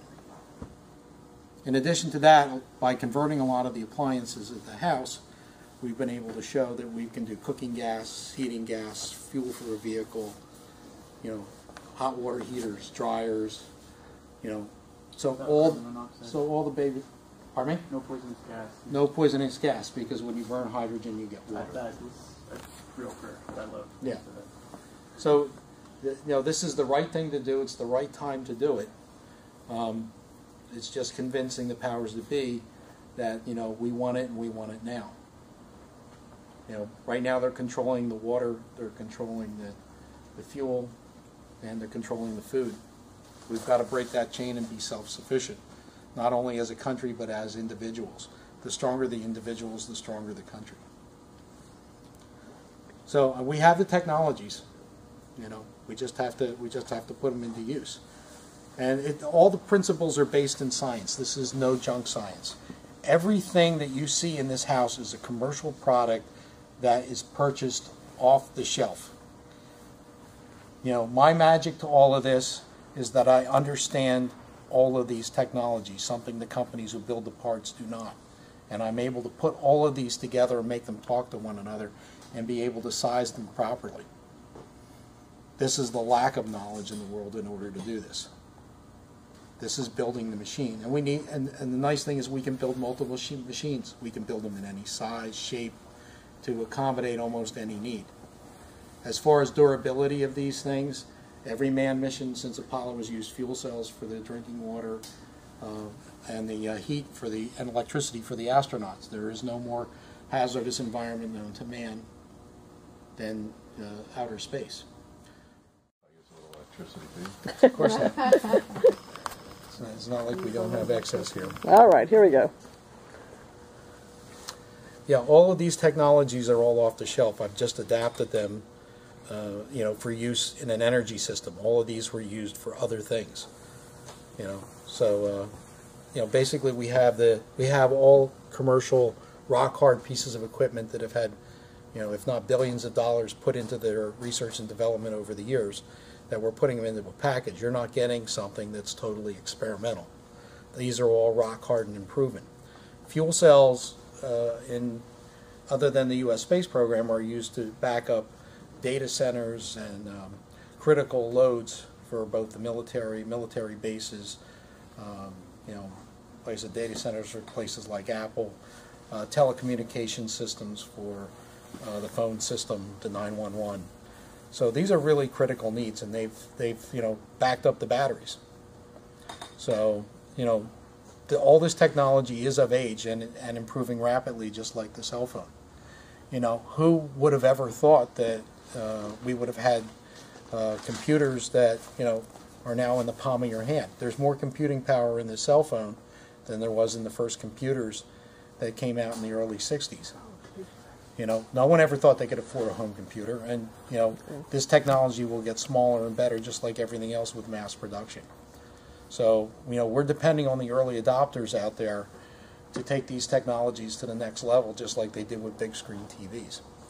So we have to go out there and find the people who really want to have the different technology to be the first early adopters.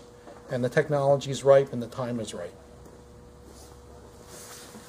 So hopefully that covers what you need. Thank you. Generate enough electricity to not only fill my need, bringing For when in clouds go up and down. right, bringing in January and February, for instance, that's my baseline. The rest of the solar, you're going to build the system, oversize it, like you said, build it enough to generate hydrogen. Yes. Well, you'll be able to generate hydrogen just from the excess you have to do for the system during the months of the years that you need to hit your bottom number. Right. So what aside from the backup utility, you know, or the emergency utility, that out the window. Right. Let's just say everybody's power goes out because the electric companies shut down, there was a power outage. I'm going down too. Substation blows up. Right. I'm going down too. What I'm looking for is, and tell me if this is the right scenario, during the day, I've got all the electricity in the world and then some. And that then some is actually creating hydrogen. I'm storing that hydrogen, and I want to generate enough hydrogen and store enough hydrogen so that I now have nighttime electricity. No batteries. All right. Can I do that? You got $120,000? Not on me. Okay, well, there's The electrolyzer. No. Big electrolyzer. 10 kilowatt electrolyzer. 300 watt electrolyzer. $8,000. $120,000.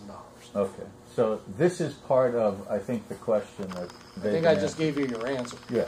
You Okay. can't generate enough hydrogen. You can, but it's going to be very expensive. Very expensive, right. You can't practically create enough It's hydrogen. cost prohibitive is what they call it. Is that only because you're doing onesie twosies with those units? If we were selling 200,000 a year of those, would the price come down Yes. substantially, or Yes. just a little bit? Well, I don't think it comes Would it be down a little bit. affordable? I think you could expect in mass quantity a 40% reduction. So about $60,000. And how long do they last? No, this one's going on 6 years. Technically, they should last a long time. Like 30 years? Probably 30 years. Remember, everything is how you treat it. Okay? If you use very pure water going into these things, they're going to last a long time.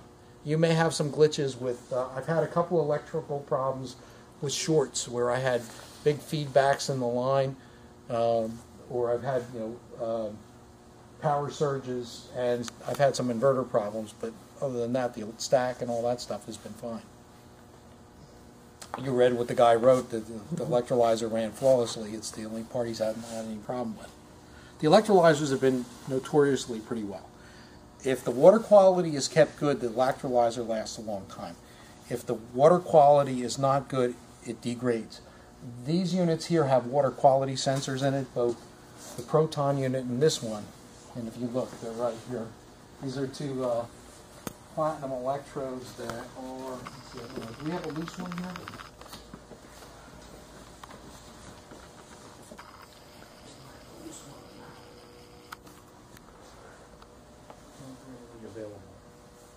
Anyway, they have water quality electrodes in it that will stop the unit if the water quality is bad. If it sits in the unit too long or it's exposed to salt air, it's in like right on the shore where you get salt mist and stuff, you're going to have to change the water more often. But it's how long they last is how pure the water goes in them. The fuel cell, you don't want to park the inlet of the fuel cell right in front of a bus. It's not very good for it. It's like a car. You can put shit in it and it'll run for a little while, but you know where it's going. So the length of the equipment is directly proportional to that. Now, one of the other questions you asked about why can't I do without the batteries? The other reason that this system is designed like this. I learned from doing all of these fuel cell projects that anytime you try to load follow with a fuel cell, like in a car, things tend to burn out faster because that fuel cell, in order for the fuel cell to operate with varying loads, you need to have different ratios of air to fuel based on where you are on the power curve. So the compressors are going, which tends to basically not run the car at torque peak and to wear out the components from having to ramp up and down all the time rather than to run a constant speed. The way I designed this system with the batteries is the batteries do all of the heavy lifting. The fuel cell is only a battery charger now, not a load follower. Right, and so that keeps the constant. When that fuel cell comes on out there, it's going to run anywhere from 2 to 8 hours, depending on the load.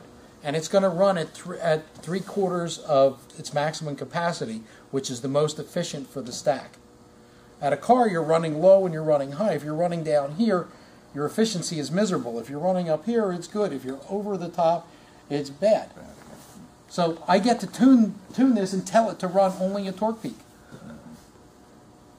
You know, only at the sweet spot in the power curve. And that's why the fuel cells will last a long time, because everything is slow and steady. It's almost how the hybrids work. The hybrids try to run as close to torque peak as possible and adjust the transmission so you get the maximum amount of efficiency out of it. We're doing no different with this. So you let the batteries do all the heavy lifting, not the and that's the other reason we put the ultracapacitors in. The ultracapacitors will absorb any shocks to the batteries. You know, it's the difference between driving a car with shock absorbers and driving with solid axles. You know, it's going to shake the engine and the passenger apart. Okay, so that gives you an idea of why I've done this stuff the way I've done it. I'm all for eliminating things, and that's the problem the Chinese have. They don't know what to take out and what not to take out. You know, dealing with them has been a challenge. They're building units that are unsellable. Now, I'll give you a perfect example. This particular unit has a Chinese fuel cell in it. It has a Horizon fuel cell. The problem with the Horizon fuel cell is it generates 42 volts. I need 60 volts to charge a battery, to charge a 48-volt battery pack. It's too high for a 36-volt battery pack, which no one uses anymore. You know, and to step up the converter is very expensive and inefficient. So in order to try to cut costs, they try to reduce the number of cells. But at the same time, they shoot themselves in the foot because they're going to need a way expensive converter. And then they're not selling a package that someone can use. People don't want to buy parts. People want to buy a system. So hopefully that's what we're going to be providing, is systems rather than parts. You know, and I'm not building crap. If people want crap, they can go somewhere else.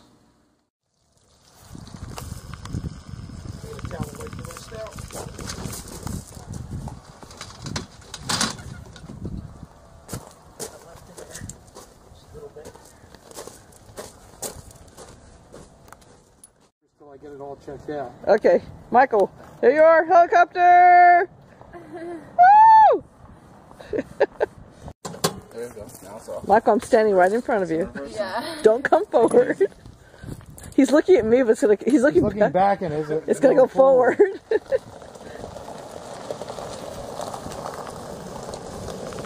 Woo! That's great.